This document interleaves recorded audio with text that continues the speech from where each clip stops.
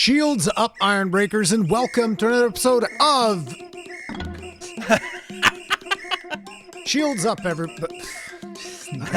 I'm cursed. You gotta include. What episode number is this? I don't know.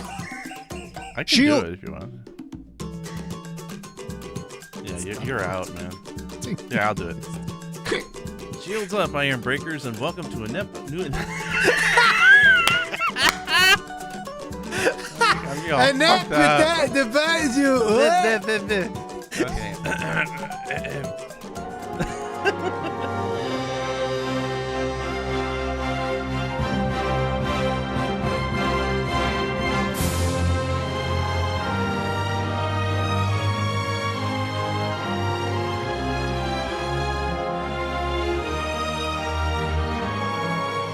Shields up, Iron Breakers, and welcome to a new episode of the Third Fleet Podcast. This is take number 20 because we keep stumbling over our words and laughing in hysterics as we can't get the opening right, but this is episode 90, I believe. It is episode 90 indeed. How are you doing, Gaijin?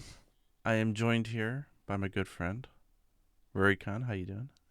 I am, this was weird because I asked you how you were doing first, so you have to answer. These are the rules. I played a trap card. It's last in, first out. I go. You have to go. You Uno reversed me. LIFO order. I am exceedingly sleep deprived, very stressed because my kid's given me a lot of headaches, and I'm not staying up until 3 a.m. to get started on the beta a little bit earlier today. But by the time this gets uploaded, it'll probably be later. I think I'm going to upload this on Saturday. So we're recording this on Thursday. So the day after we just had the massive showcase that we had yesterday. Yeah. Huge. But how have you been doing, Gaijin? Been good. I've been really, really busy, unfortunately, with just life stuff. And, New Year means, tax season and all that kind of boring adult crap that we have to worry about. And parenthood and all that stuff. So I have not been able to be as active as I've been wanting to, but I've been good. My throat's a little scuffed today because it's scuffed, but Also, okay. Even though most of you either listen to the audio version of the podcast or you just have it on the second monitor, you will notice that for this episode, the Gaijin icon is not animating. He's trying to silence me, guys. He's silencing my avatar. The reasoning is Gaijin's avatar is not loading on my PC no matter what I do. It works on his. It does not work on mine. We've already wasted practically an hour trying to solve this. And I was like, you know what? We'll just do it. Most people have this in the second monitor anyway. They don't care about the animating icon. But it's been frustrating. It's been very frustrating start of the episode. But things are about to improve because, like I said, we received a bunch of news yesterday. And I want to tell you about a new hobby that I'm getting back. Well, not a new hobby. It's kind of like an old hobby that I used to have. Oh, my God. Did you start playing Infinity Nikki as well? No, not that. Definitely not that. Okay. So have you ever heard? Have them, guys. Have you ever heard of something called Kill Team? Kill Team. Yes, Kill Team. It's a very simple name. Check this out. Wait, Kill Team. Let is this like Warhammer type of thing? Yeah. Do you see the little miniature? I know that people on camera can't see it. I'll show it to you guys in a second. It's a very blurry miniature with two It's not dual blurry. pistols. He's got guns. He's a little dwarf. Okay. He needs to get painted. Yeah, exactly. I haven't painted him yet. That's nice. The next step. Yeah, but it's because I quit playing Warhammer back in the day because Games Workshop got way too greedy. So I had 2,000 points of fantasy dwarves, and they decided that hey, you know what? We're gonna make your army pretty much unplayable unless you buy, I don't know, friggin' 200 more miniatures. And I was like, that's funny. That's a funny thing because I'm not doing that. So I was like, okay, I quit then. Guess I quit. You are now officially in your midlife crisis. You're in a studio, separate place. You've got figures. You're going to be painting until 4 a.m. What's he doing out there? What's he making? Yeah, exactly. Wife thinks I'm cheating on her or something. And in the meantime, here's really, me playing. look at all these different shades of blue. Which one do I choose? No, I've been looking at like a new thing, but the thing about Kill Team, right, is that whereas my previous army you'd had loads and loads of miniatures, Kill Team is 10 miniatures. Like that's it. It's like a very Oh, small that's the type of whole thing. army. Yeah, it's not even an army; it's a kill team. So it's like it's just a group, and you go in and you play Yeah. these matches against other players, and that's kind of like the point. So I'm going to be painting It's a these is it a guys. physical game where you call people in the garage and you play together and they Yeah, bring their that's the whole pieces? point. Yeah, that's the whole point. It's How like a many very social. players go at it? I don't know. Right now, I have like two other friends, and we usually Oh, do. you got friends, okay, that are playing it. Yeah, That's good. I mean that's the reason I got back into it is because of Yeah. my friends. Because I'm not going to get into this by myself because it's stupid. Because the whole So point of it everybody, is it's a social game. That's the thing. So yeah. people get So do you together and like play. buy and you paint and you customize your own Yeah, units and everything? pretty much. That's the whole point. And Who then makes each the of these arena, or do they have like you arenas that need are self kind of? you need like these pieces of terrain which my friends have bought a bunch because I told them like, listen, I'm not getting back hardcore into this. I will buy one Yeah. kill team. That's it. And then it's funny because so I spent about 50 euros on the miniatures, like 55 euro or something. And then I For spent one or 80 for all of euros them? for all of them. Oh, So okay, it's like good, so good. it's like a team of 10 that you assemble yourself. And then I spent like 80 euros on the paint. So it's But like you have experience painting those figures, yeah, like yeah. back in the day. My whole army was painted, but I'm gonna use a different technique this time. They have these speed paints that make things way easier. They do like different shades and whatnot with just like one brush stroke. It's perfect. So that's what I'm gonna Interesting. try to do. But yeah, that's been a hobby that I've been trying to get back into whenever I have a little bit of time. Whenever I'm not making Monster Hunter videos, that's been my life. I love how you announced this literally weeks before the game releases. Yeah, I know. It's a Yeah. terrible idea. Literally will get shelved. Or you're gonna play with a bunch of gray. They're gonna, hey, Rory, why is your team all gray? It's a style, I It's swear. age. No, I'm actually gonna spray paint them today because I have the white spray. So I'm gonna spray Just paint come them up with like white. a lore reason, right? Like they were going through the marshes, so they're still covered in muck. Yeah, white muck, the white marshes. So they're covered in white muck. They're going through the ice shard cliffs. That's the whole point. That's cool. Well, once you have a figure fully painted and done, you will have to share it on a podcast. Oh yeah, I absolutely will. I want to Because see it. I love showcasing these things. It's not gonna be like super professional because I'm not amazing Oh at yeah, it. But yeah, I haven't painted since elementary school. You kidding me? yeah. But Maybe middle school. but these are fun. It's a little hobby thing. But what about you? What have you been up to? Just playing a lot of games, just trying to get it out of the system before Monster Hunter hits. I'm super hyped. So like I played Control actually, and I beat that. That was fun. I tried playing. I bought Alan Wake 2, and I know it's really highly rated. I just can't get into it. Not It's at this not. point in my I life don't. right I don't now. think It's just it's. I don't think it's your type it's of so game. Though. dark. It's Yeah. just too dark. I can't see anything. And then I keep running to walls and getting lost, and I'm like, you know what? I can't progress and just play the damn game. It's like, and I know it's supposedly amazing. It's just I just haven't had the patience for it, I guess. I tried turning off HDR and bopping up. It's just a really dark game. Not dark in story, but well, maybe it is. But Control was nice. It was nice and bright and very actiony and super easy to know where to go and just do this, do that. I'm finding in my old age, because I just had my birthday last month and I've turned 44. I'm old. Happy belated birthday. Thank you. I find that my sense of direction has gone out the window, and I will always find myself going the wrong way in games. So like, Huh. give me the yellow paint and splash it all over the place. I don't care.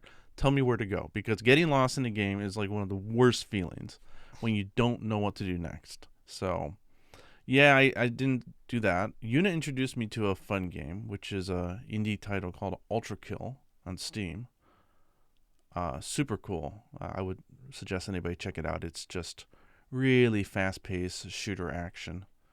And then we're still playing, of course. I'm on Infinity Nikki, been playing that to death, and Regretivator has been our passion. We've been playing that daily.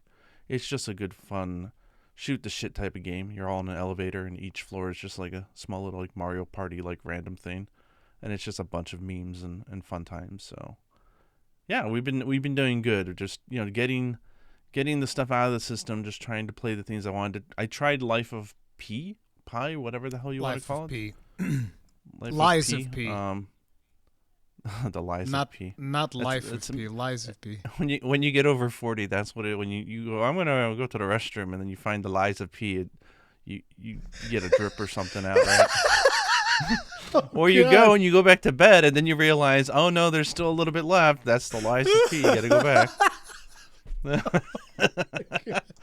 Are we that old? Issues. Is that what's we going are on?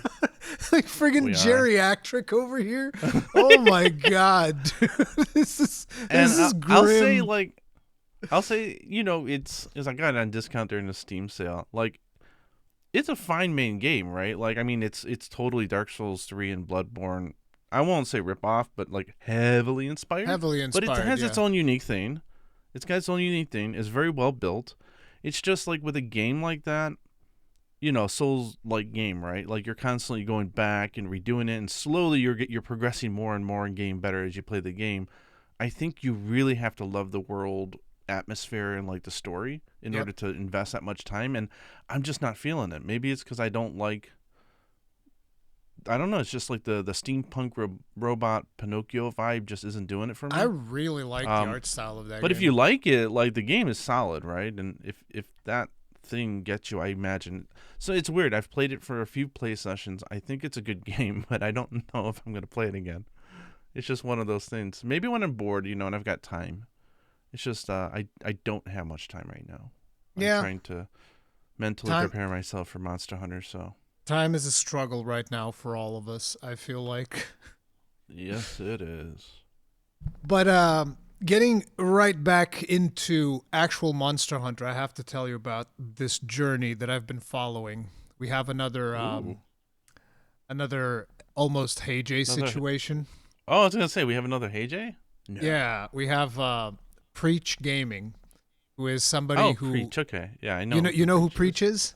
Yeah. Well, I know because in the FF14 space, he's quite well known, and right. I don't know a whole lot about him, but yeah. I watch Grinding Gear, which is my Hey Jay. It's not even Hey Jay. I guess they've been doing like WoW and other games, but it's a bromance of two guys playing FF14. They're awesome. I know Grinding Preach Gear. has been, he's been on their stream as well and helping them, and I know that he's a big MMO guy.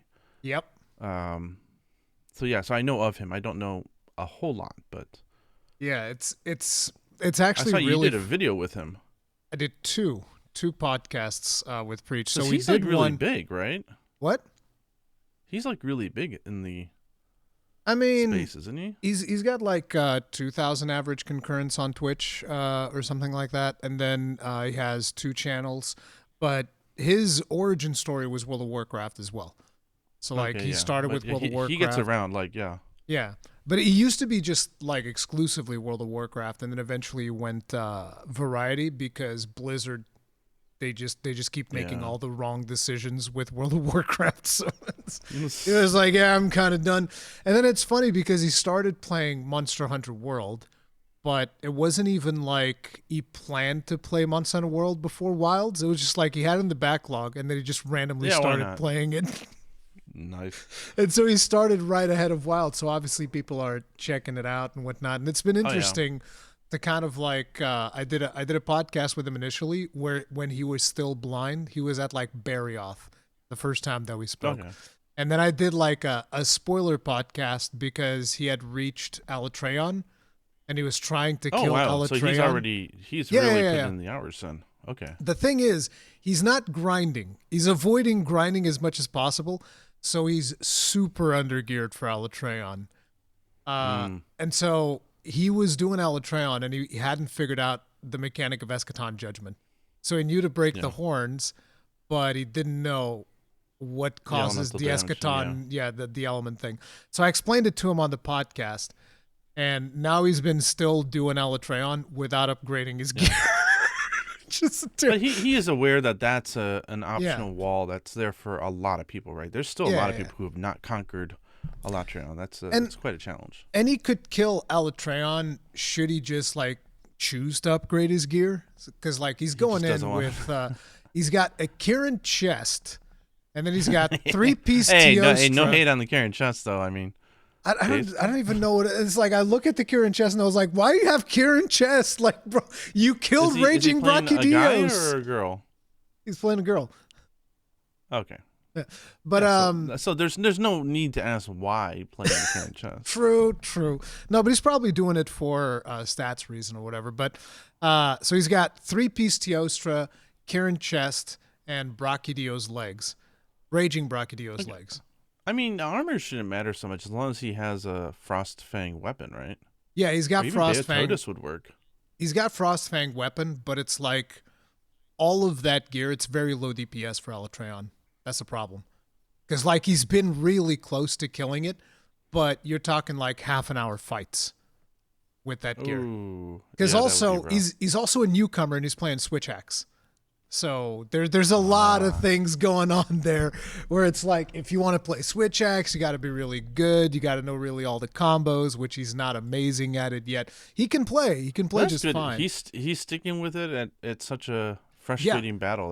That's impressive. Yeah. But I think he might be upgrading his stuff today. Again, guys, today is Thursday. This is the point that we're at. I think he's going to be upgrading his gear today. And his plan was to stop after Alatreon. And I was like, no, listen. What? Wait, what? Yeah. See, that's what I mean. So I went over there and I told him, listen, Mike, listen, buddy. No. I will help you farm a set without grinding too much to go kill Fatalis. So then I go to my Discord and I ask Axel on there and a couple of more people that were on there on the mixed set discussions. I'm like, hey guys, listen. We need a workshop, a Switch Axe set. Yeah, that would be like watching a show that you love and stopping at right before the finale. Right before the finale, yeah. So I'm trying to see if I can convince him to like do a mixed set to go kill Fatalis. The mixed set that we prepared for him will be 3-piece Brachydios, even though you only need 2-piece, but it's just Brachydios set is really good. So it is the torso, legs, and belt, I think, for Brachy. All beta. Wait, because we're going to get the Frost Fang helmet. What's wrong? Why are you saying no? Because you guys can't see, but he's shaking his head. You're giving him a DPS set. If it's going for Vitalis, just have him make Gold Rathian. No. None of that business. Yes. He needs to deal damage this time because we're all tired of watching him. Hunters. He's already not dealing damage now at Treon. For Fatalis, we want him to deal damage. He might not, because you got to remember something, right? He has almost no decos because he hasn't grinded. So he has almost no decos. So therefore, we have to work within those confines. And, Gold Rathian is going to be a luxury. So that's the point. He's still going to have Divine Blessing 3. Like we took that into account. I love my Gold Rathian set. Yeah. I'm sorry. I love that set. We're gonna get him Divine Blessing 3 anyway. But he's going to have Divine Blessing 3.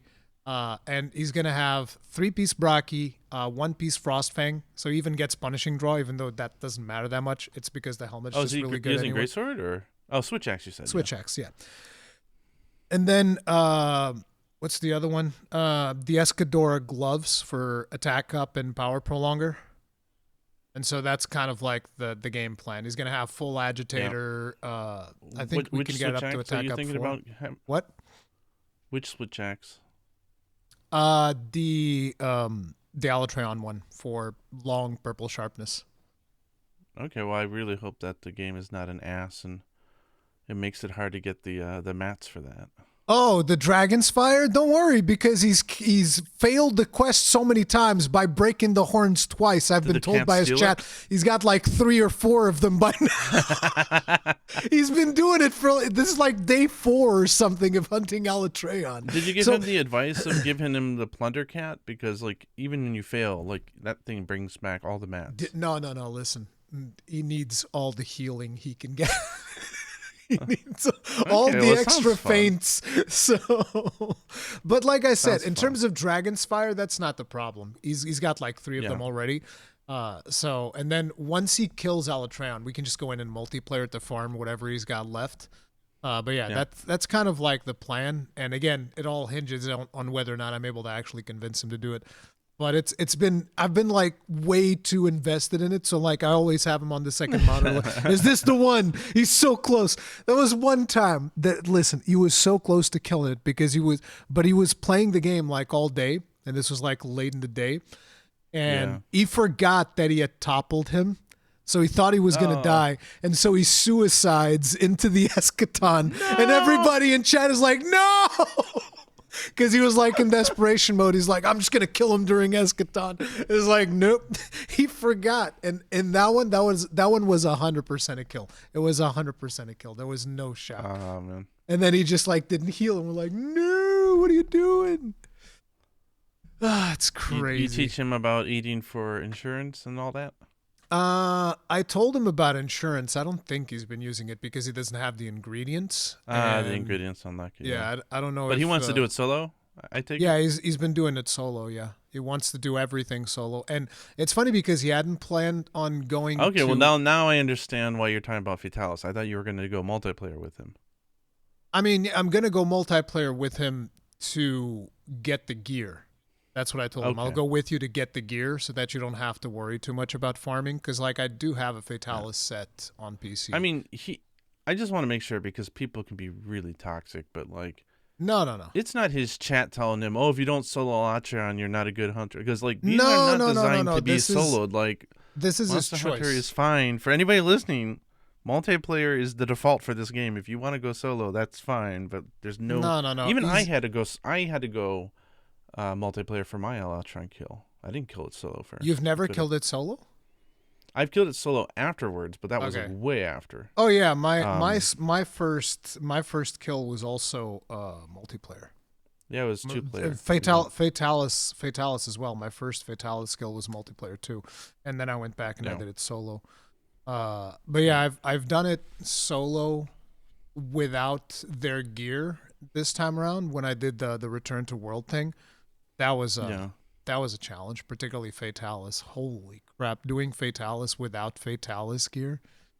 And the thing is, I'm trying to get like a clean kill, and I wasn't able to. I was like, okay, this kill was good enough. I just died once before I got it, and I was like, I'm happy with this one. I'm leaving this one in because I did really well. I even did didn't I send you that meme of me shooting at Fatalis, and then I put Rambo in the middle of it? Yeah. It was like, so cool. But yeah, that's been something that I've been maybe a little bit too invested in. Let's put it like that. Okay, well, I guess my side investment, if we're gonna say another one, is I published a very random video on my channel, which was a fan sub of lyrics to a song from Clair Obscure Expedition 33. Oh yeah, I think I remember It's a French song, and there's some made-up language in there as well. And I've spent an ungodly amount of time translating these songs. Yeah, I remember that I don't speak French. You sent me like a document, and I was trying to help you out with that. Yeah, I went super hardcore. It's gotten much better. So I felt very happy with the lyrics, and it's the longest song.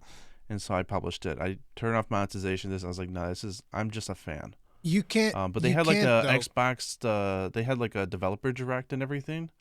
Oh my god, everything about this game is like Lost Odyssey, the sequel for me. I'm so hyped. Oh my god, and it's coming out late February. Not February. What am I saying? Late April, which means it's not going to be on top of Monster Hunter. So thank God. Oh. So if you guys are interested, check out that video because I know it's really niche and people are like, what the hell is that? But I am definitely interested. I'm going to be checking out that game. I don't know if I'm going to be able to do too much content because YouTube algorithm's going to just like, what's this? The Monster Hunter guy wants to play a turn-based RPG. Can't do that. That's illegal, sir. So, yeah, I don't know how I'm going to be able to do it, but I did sign up for their creator program, so we'll see how that pans out. But, yeah, I want to play that. I want to play Doom Dark Ages, whatever it's called. That one also looks like fun. Yeah, the Xbox showcase that they did was actually really good. Yeah. Oh my god, all the games were great, and the way they filmed it and the focus. I know that most people don't like the whole focus of like being able to see the dev studio, see the developers. I love that people stuff behind it. I loved it. I thought it was amazing. Yeah, I mean, I watched all the ones, even though I didn't care for some of those games. I found it fascinating. So yeah, they did a great job of highlighting those. So gamers be eating good, man. We got good stuff all around. Hells I yeah, even got dude. myself a new controller that has HAL joysticks, so I don't have to worry about drifting when playing Monster Hunter, which would be nice. I've been disappointed by the Hall effect sticks. I was expecting the Hall effect sticks to solve my snapback situation. They still don't. Yeah, this is the one I got, the Easy SMX. Yeah, you guys can't see it. I'm looking at it. Have you been happy with that one? So far, How I mean, long? it's mechanical, so like you feel the clickies and you hear them when you press the buttons, but it also means Oh, really good precision. how expensive was that? Um, not expensive at all, like $60, cheaper than a PlayStation DualSense controller. Yeah, so the one that I But it's have, got the two-way trigger locks, adjustable HAL sticks, mechanical tactile buttons, and universal the mechanical buttons compatibility. sound interesting. So, like, you see this one? Yeah, This one yeah. is the 8-bit Do Ultimate. I was able to pick it up for like $40. And the thing is, I really like it because of the convenience, because it comes with like this docking thing. So it's just like the whole thing is just pretty much set up Okay, to yeah. work with your Just place it PC. on there and you're all good. Yeah. And it's wireless and all of that. And I was like, I love this. I love the convenience of it. Oh, And it has look, this thing Hall even has effects. triggers. Yeah, this one It has even. it's a little bit dirty, but yeah, it also has the paddles so that I can play Oh, Insect okay. Glaive. Oh, it looks like that has the same thing. We've got the PC mode, Bluetooth mode, and Switch mode. Yeah, Like yeah, yeah, it's yeah. got different buttons. Yeah, It's the same it's thing. really nice. So this is gonna let us play Insect Glaive on controller, which is nice because not everybody has paddles. But the whole point of this was also the fact that it had Hall effect sticks. So it was my Yeah, first experience with Hall effect sticks, and yeah. I've been. I was not happy I've with spent. it. I it Really. was yeah, Aw. it's not.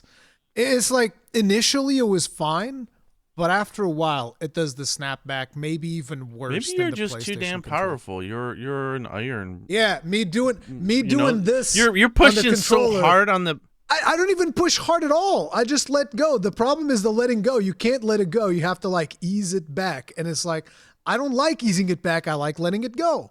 And that is the problem. But yeah, there's still snapback, which is very, very frustrating. But yeah, I kind of gave up on that. There's not going to be a controller that doesn't have snapback. And I was like, okay, whatever. I quit. You guys win. Congratulations. But yeah, that's what we got in terms of controllers. Yeah. But DualShock is the king, but man, does it the drift and the squeaks on the butt. yeah, Like, there's a lot of it's things I even don't like worse. about it. Yeah. The product quality is crap, even though the controller is great. Yeah, But I bought one recently on discount just in case mine explodes or something, but I haven't turned on my PlayStation in quite some time. I'm be real. I I've haven't been turned it on since the last Stellar update, Stellar Blade update, just to get yeah. my stuff. Even It, Xbox, I just do everything on PC now. yeah, I feel like I've a been dirty making PC gamer. dirty. Why are PC gamers dirty? What do you mean? Oh, I'm joking. I'm joking. My So Switch, I haven't turned on in God knows how long. That thing's just sitting there, dust.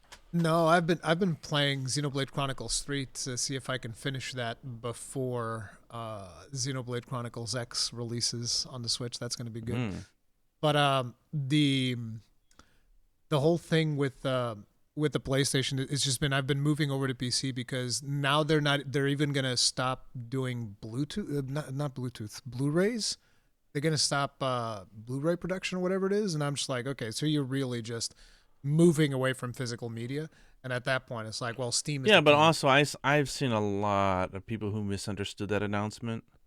Like, Blu-rays are still gonna be manufactured, Yeah, and there's still a shit ton in stock. It's just they don't have a need to continually manufacture them anymore, like yeah, in mass quantities. but I If they mean, really need them, they have other places they can get them. what I mean is like when you get to that point where Sony is kind of like discontinuing it, I feel like it reveals a little bit of their intent for the future in terms of physical media, right? Like Well, maybe it's the also next movies, right? It talks about yeah, just the Blu-ray market in general, right? It's just it's not. just physical media It's in kind of general. That's the point. it's just hitting a waning point, you know. Yeah, so it's like if I'm going to be digital, which nowadays even if you buy something on a Blu-ray, there's a lot It's of an install games distance. that you need your day one patch, and without your day one patch, the game's not going to work all that Yeah. well. And so that ends up being the whole point is like if that's the way we're going, I might as well be on Steam. There you go. Yep. But getting back to some of the things We that we had I announced. was just Go ahead. I was gonna say 30 minutes, and people are like, "Guys, Monster Hunter, come on, Monster Hunter. Monster Hunter." We haven't Getting even back talked to since the us. last videos with the IGN stuff and all that. There's so Dude, much we haven't talked about. IGN Jesus. has revealed so many things. I've been reacting to a lot of their stuff. They've had new Udra. Gypsros Yeah. has been announced since we last spoke. Well, they gave them That's going to be in the beta. a whole month of exclusivity when Yeah. it came to reveal. So like everyone's like, "Oh, they accidentally leaked it." I'm like, Guys, they have a month You thing mean where they're the revealing stuff. Gravio This is all on situation? purpose. You Yes, think it's the on Gravio purpose. situation was on purpose, going from the cooking thing? 1000%. Okay, let me put it this way: for English viewers, it may have seemed like an accident, right? Because it was just an icon on the map, and you're like, Yeah. "Wait a second." But for IGN Japan, who's also been covering all these with their own videos and their own articles, and they've been doing a great job as well. Say what you want about IGN, but their Monster Hunter coverage has been great. Yeah, the Monster Hunter Um, coverage has been really good. They in the video in the Japanese one, it starts on and says, "Quest start, hunt the Gravios." Like it's right there on the screen. Like it's not an accidental like, "Oops, it was in the background." No, it was dead obvious. That was what they were going for with the reveal, and then they had obviously everything queued up to talk about it slightly after. So no, that wasn't a slip up. And then people are like, "Oh my god, it's typical IGN. They messed up." I'm like, y'all, you know what? Someone at IGN is just laughing because they played you so well that you thought it was a mistake. They played you like a damn fiddle. Like a Oh, fiddle, yeah. They did. So I consider that actually really smart marketing if they're able to get people talking that much and people discussing it was a mistake. Oh my god, did you share that? It's like that's like old school, like, sharing cheat codes and fatality combos in Mortal Kombat, like after school or in the backyard. Like that's just funny. But people who legit thought it was a mistake, I'm like, come on now. I basically didn't. I'm going to be real. I didn't report on it because I thought it could have been a mistake. I wasn't sure if it was a mistake or not, and I was like, I'm not going to say anything about Gravios. Yeah, when I saw the Japanese video, I was like, okay, this is definitely everything they're doing is very well planned. Yeah, but Gravios making a return, I was a little bit disappointed when I was watching the footage, and this is something that we can kind of like start getting into because there's a lot of people that are mad at me because I keep talking about the difficulty of the game, and they're like, you shouldn't be carding in low rank. Nobody should be carding in low rank. That's kind of like the point that people are trying to make, and I'm just like, I don't know. I kind of would like to card in low rank, Well, there are plenty of people who cart in low rank. I mean, yeah, but I want to be one of them. Seasoned players, or are we talking about new players? Yeah, I want to be one of them. I want to be one of the people that carts in low rank. Well, then you need to hit your head very hard up against a metal pipe and forget how to play Monster Hunter. That's like saying you mastered playing the grand piano. You can do Beethoven and all these things. And he's like, I want a simple nursery rhyme that I have trouble memorizing. And that's just not going to happen, man. Like, I'm sorry. Like, you know the rules of the game. It's like saying, like, if you're a good raider in FF, right? And you're like, well, I want a story dungeon that's really going to put me through my paces, and I have to prog it. It's like, that's just not how it works. I want that in Final Fantasy as well. I want that in Final Fantasy. You need to hit your head very hard. I want to be challenged, man, is what I'm getting at. But I know. You know what? I was it's weird. Totally off subject in a way, but I would love it if there was like a drug or a technology that can give us selective amnesia for a limited period of time. Can you imagine being able to experience your favorite movie, your favorite game for the first time all over again? But then I want it all to come back. I just want it to be like, 24 hours. You're going to forget you ever played this thing. And watch, we all end up dumping the game and saying, screw Monster Hunter, I hate this game. And then all of a sudden the amnesia wears off. We're like, I wasted it. Oh my god. Oh my god. I should have played it. Ah! I messed it up. Can I get a month's worth, please? No, but it's like if you look, for instance, at the Souls games, they're able to like punish you throughout the different games that they release, even though you're an experienced player. Well, that's because they have. I'm gonna make an argument here. This is one of the reasons why I love Monster Hunter, and I've always said this, is that the true level mechanic is you as a player. It's not a level of your gear, your swords, or whatever. I mean, they have that, right? But you can take a hunter's knife and you can kill the last boss of low rank. It might take you a while, but you can do it. We level up as players, and I love that. Like, they don't lock new abilities, they don't lock new skills, anything behind anything, right? And so, Dark Souls, yeah, like, you could be a good Dark Souls player, but if your gear blows, you're not going to get staggers. There's a lot of things that change. If you don't have as much stamina, it changes the gameplay. If you don't have as much vitality, it changes the game. We just don't have that as much in Monster Hunter. We start pretty much with our full toolkit, right? So, and the only thing armor's there is for either convenience or just making the hunt shorter. It doesn't change the gameplay. So I think, I mean, I think it's just fundamentally different. Gameplay, because if you deal I think it's more just damage, different, right?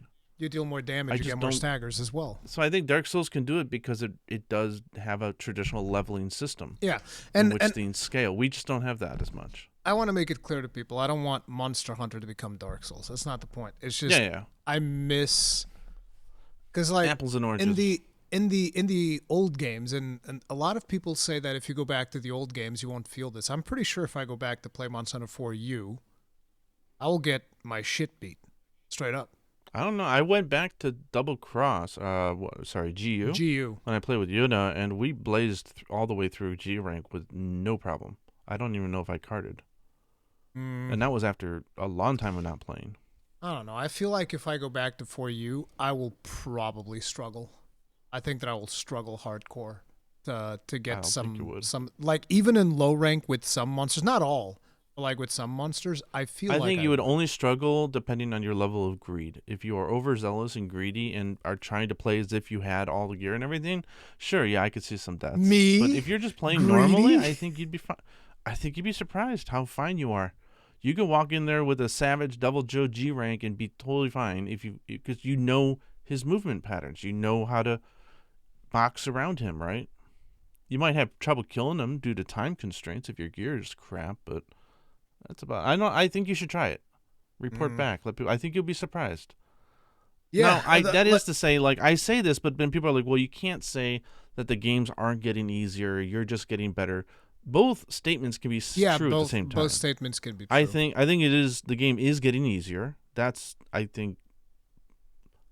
Although it's a subjective opinion, I think there's ways to objectively say, yeah, I think that they're easy. You're getting easier to play, but I also do think it's super true that the more you play Monster Hunter, the better you are, and the less challenge you're going to get. I mean, look at FF14 and all the, like, oh my god, I spent 100 hours progging with complete expert players, world best teams, and we beat this fight in 5 days of not sleeping and eating. Game is too easy. Wait. Okay, bro.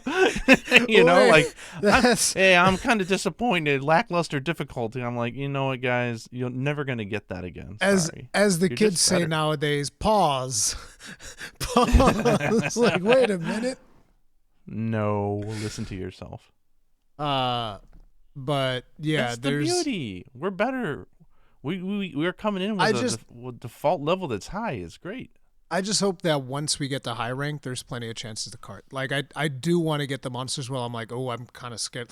Like, when you go and you've even now, if you go fight, say, a Furious Rajang in Iceborne, you're still going to be like, whoa, okay, you got to pay attention. I mean, the best recipe of how to cart is to play a weapon you're not used to playing a lot. Yeah, that's the way you cart. But the thing is, the fun. So you need to commit right here and now that you're going to play Longsword Bane. Do it. Are you kidding me? What is that? We have that amazing gun lance, and you're like, oh, you have to commit to not. No, I'm not gonna not play gun lance. You need to choose. Do you want to go through the story and have some carts, or do you want to just blast stuff to death and have a good time? You can't have both. You know the gun lance too well. You cannot have both. So you have to choose, and you can't cry about it later. That gun lance is so fun, dude. There is no way. Listen, I'm not even just going to have one gun lance. Then you're not karting. I'm sorry. Going to have you have two how many gun thousands lances. hours of experience? Nah, man. 2 gun lances. That's what we're doing right here, right? It's 2 gun lances. It's going to be a blast. Literally, yes. It'll be interesting. But yeah, we had Gravios announced. We got into this difficulty segue because, I felt like they shredded his belly so much faster than what I am used to. And it doesn't seem like a weapon bounces off nearly as much as it used to.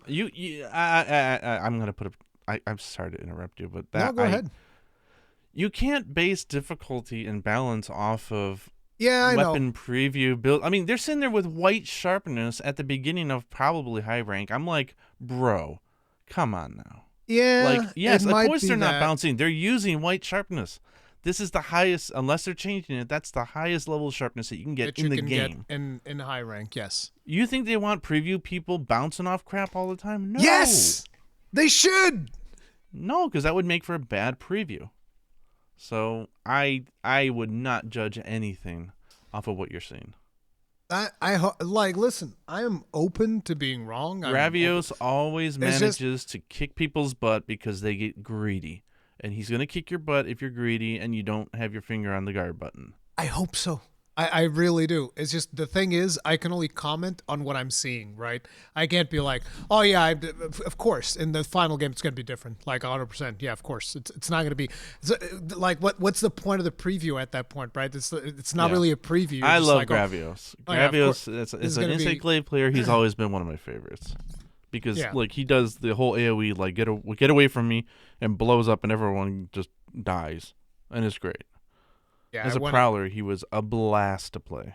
I'm excited to jump in and fight him and fight Gypsaros. I'm a little bit sad that people are going to get spoiled to the Gypsaros mechanic during the beta. It would be interesting for them to experience that for the first time. I'll be honest, I experienced it for the first time, and it really wasn't a memorable moment for me. I was like, for me, it was because like the first time that I fought him, I was still kind of like learning how to play the gun lance, and my friend knew that it was going to happen, so it was me and a friend, and the friend sees me run up to him, so he's like he knows it's going to happen, and I'm just like going up to him, and I start like getting ready to carve. And I don't think you could carve him on Freedom Unite. This was years ago, long time, right? So I don't remember if you were able to carve him or not. Now you can. You can straight up carve him while he's dead. But as I'm getting ready to do the thing, he does his thing, hits me, kills me, carts me. And my friend is just like laughing his ass off. It's like this is the funniest thing for him. And I was like, what happened? I'm just like so confused, right? And that was a very memorable moment for me. And then we see it in the previews, and I'm like, oh, that doesn't even deal that much damage. It's like that. But again, it could be a preview build thing, could be a whatever. But it's again, I'm just judging I get afraid because like Monster Hunter has some magical moments, and I think that's one of them. But I think people are overhyping it. Like it's like when there's like a really good point in a movie, and people are like, oh my god, I can't wait to see this, and then you see it, and it's like, yeah, it doesn't live up to the hype. I think people are way overhyping the idea of like dead chicken on the ground. Try to carve him. You get a material. I say it's worth it. But he's not dead. Because the background music betrays the quest mechanic. Yeah. So fast if you know what you're looking at, but there's you can actually carve and still get away. Like there's a long time before he actually attacks you from what we've seen in the previews. Maybe in a high rank it will be a little bit faster. We'll see how that pans out. But for instant glaive users, it's just like, hey, you want to get some colors really easily? Go for it. Another big reveal is the Better Spider is back. Ooh, shots fired. Wow. Yeah, dude. I missed. I've been singing Nersilla's praises the movie, for so long. The monster from the hit Hollywood movie Monster Hunter. Oh, dude, back. Listen. I watched that. I made the mistake of watching. You actually watched the real one. Yeah, I watched the real one. Wait, because up until now you've only watched the awesome animated version. Yeah, the animated version from NCH. Yeah, that one's good. The animated version is worth watching. It's like a 30-minute something, whatever. It is. It's the worst misuse of the visual effects were great. I thought they did a good job on the visuals. And what's his name? Not Jay Ong. Tony Jaa, I think. Yeah. Like, awesome actor, completely wasted talent. Absolutely wasted. Yes, absolutely. Unbelievably wasted. We got his beautiful smile, so I mean that was a win. But like beyond that, I mean, you want to know how you know he was wasted? They made him a bow main. I mean, come on now. Dude is awesome. Man. That's just unreasonable to make him a bow main. Like, come on, man. But you know what was Okay, but was it as bad as you were led to it believe? was worse. It was so much worse. Like the whole idea that Nersillas need to do alien chest bursters on people. I'm like, what are we doing? What is this? Oh yeah, Nersillas need living hosts to put their little babies in. It's like this isn't aliens. Like, what are we talking about? Hey, This is crazy. hey, Gore Magala does a similar thing. If we want to get technical about it, Oh, whatever. I don't know if you know about that, but the DNA for Gore Magala is actually inside the virus that they spread. So when Yeah, they and kill then the stuff other and they infect it with the monsters virus, become it can then they can become breed, and because it Gormagallas. doesn't have gender, yeah, it can Yeah. become a little baby Gore. But But at least Gore looks cooler. yeah, but like the whole thing, and I think one of the most frustrating things is Ron Perlman. He just Oh like, God, oh yeah. yeah, He I phoned have it this, in. I have the switch axe, and I was like, that's not a switch axe, that's an axe, that's it. Yeah, And well, and my switch axe, what's my one attack move? Is slams the ground, big fire AoE. That's it. yeah. That's his Well, one move. The whole movie, yeah. he does one move that doesn't Well, exist. yeah. Just to be clear, we're blaming the writers, not the talent. Yeah, of It's course, not their but fault. it Oh was man. yeah, it was way worse than I ever thought. But anyways, I don't want to get into that. But yeah, And Nursilla you was announced. wonder why I get really, what is it, trepidatious, or what's the right English word for when I hear, oh, let's delve into the ancient civilization. I'm like, no, don't do it, because the last time Capcom allowed anybody to do it, look what the hell they started to do. I don't want, that's danger zone for me. I'm sorry. But yeah, but this time Capcom are the ones doing it. The actual Monster Hunter team Yeah, are I the don't know, ones man. doing it. Like it's not some random Hollywood people that have no friggin' idea the gold that they have on their hands, and they're just like poo poo I don't all know. over it. Fool me once, that's enough, man. No. Ancient civilization is definitely coming. But getting back to it, Nursilla, which I love, and did you see the little. Wait, why did we skip over the one monster I'm looking forward to more than anything else in this game so far, outside of Belly Flopper? We've already talked about Kutku. Or The is that not Hellblaze the one? Octopus. Oh, New Udra. I'm sorry. I was talking Yes. about the New new ones that were revealed. Eldora. Yes, New Jesus Udra. Christ, what a monster. You know what I Oh. called him? I called him Nakarko's long lost cousin. How about the hand fart monster? Because he makes all these funny, like, gurgling, like, hungry noises in your stomach. It's like, you know, like, it's really funny. I thought it was really cool that they have him like go through different holes in the oil well basin Oh, and just yeah, pops up yeah. on the other side like a proper octopus. I thought that was cool. I like New the fact skeleton, which means new attacks we don't know how to anticipate yet. You want a cart? That's going to be the monster that's going to do it. and that's the only one that carded the IGN person that played it, KC the Freitas, I think. Oh, yeah, That's Casey's nailing. That's what happens when you get a Monster Hunter fan to cover the game. Yeah, she just like destroyed everything up until New Udra, and then New Udra carded her once or twice or whatever it was. Yeah. And the really cool thing about New Udra, you can chop off all of his Yeah, tentacles. that, All they of the said any tentacle. They said any tentacle that can touch the ground, like when it swings. Those are the ones that you because they have. I think there might be some random little things that don't hit the grounds, but they said anything that touches the ground. And apparently they said that it's limited time because Yeah, you got to they're carve like it fast. squiggling and stuff on the ground, right? Like You like got to a get fish it while flopping on water. it's fresh.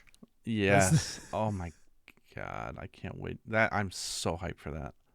Yeah, the being able of dismembering everything, that's what I want to do. I'm like, I'm going to dismember every single one of these tentacles. I have to go in full slap lance so that I don't deal too much damage, just like slashing damage all the way.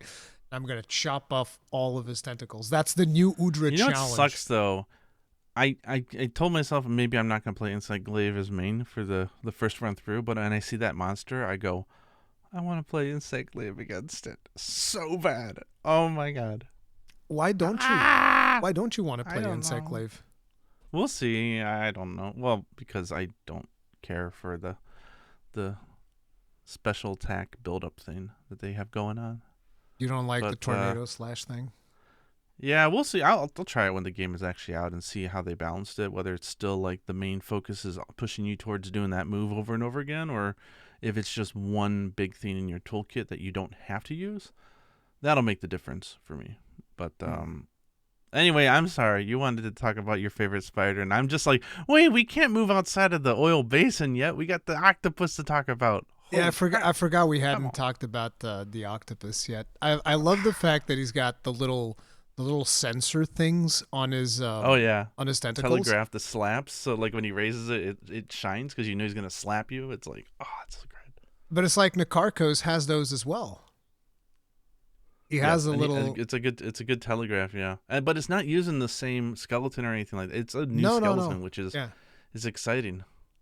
Yeah, I'm super curious to find it. I love the animations of the stuff that he does, and I love that when he goes into when he retreats to go rest. Yeah, he's like in his little hidey hole with a little tentacle out. It's so he's cool. so happy in there. He's just like all cozied up, and you almost feel sorry for all the times I'm gonna go bomb him while he does that. Every single time. Yeah. Every time he goes to sleep. You can roll too. You can bowling for octopus. Boom. Yeah, straight up. I'm gonna bomb him every single time he does that. It's gonna be glorious. It's gonna be fantastic. And it's funny too because the tentacle will be chopped off. If you chopped it off, it'll show up like that. I was like, that's crazy. What did you think about the damage on the grab attack? If you've seen the IGN coverage. I don't even remember. I was probably just too I felt like it was. But I didn't even think about it. Very, very low. Again, I was like, oh. I know. I'm you, don't, I know. Don't care about the weapons and armor. Stop the. It's just my head. I can't like. They're I know probably fully upgraded armor sets. The worst part is that I'm talking about this here, and I know that people in the comments are gonna be like, "Oh my god, here he freaking goes again. He won't." It's shut okay, up about guys on comments. like, I got you covered, man. I'm just like, I got you.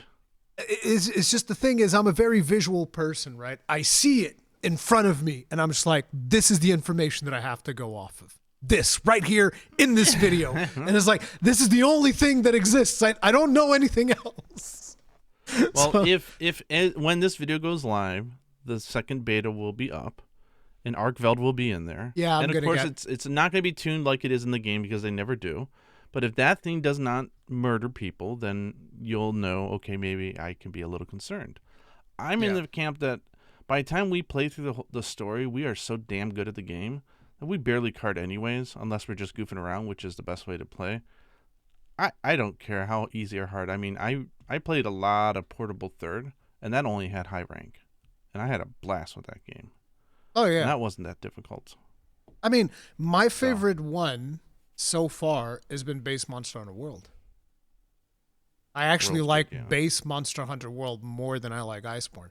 And people are like, oh, so you don't like Iceborne? No, I love Iceborne. Iceborne was amazing. Love it. Absolutely. But I liked Base World more. See, unlike Jeff Keighley, I think that DLC content is part of the base game, so I don't view them as separate games anymore. That's fine. World Iceborne is one package.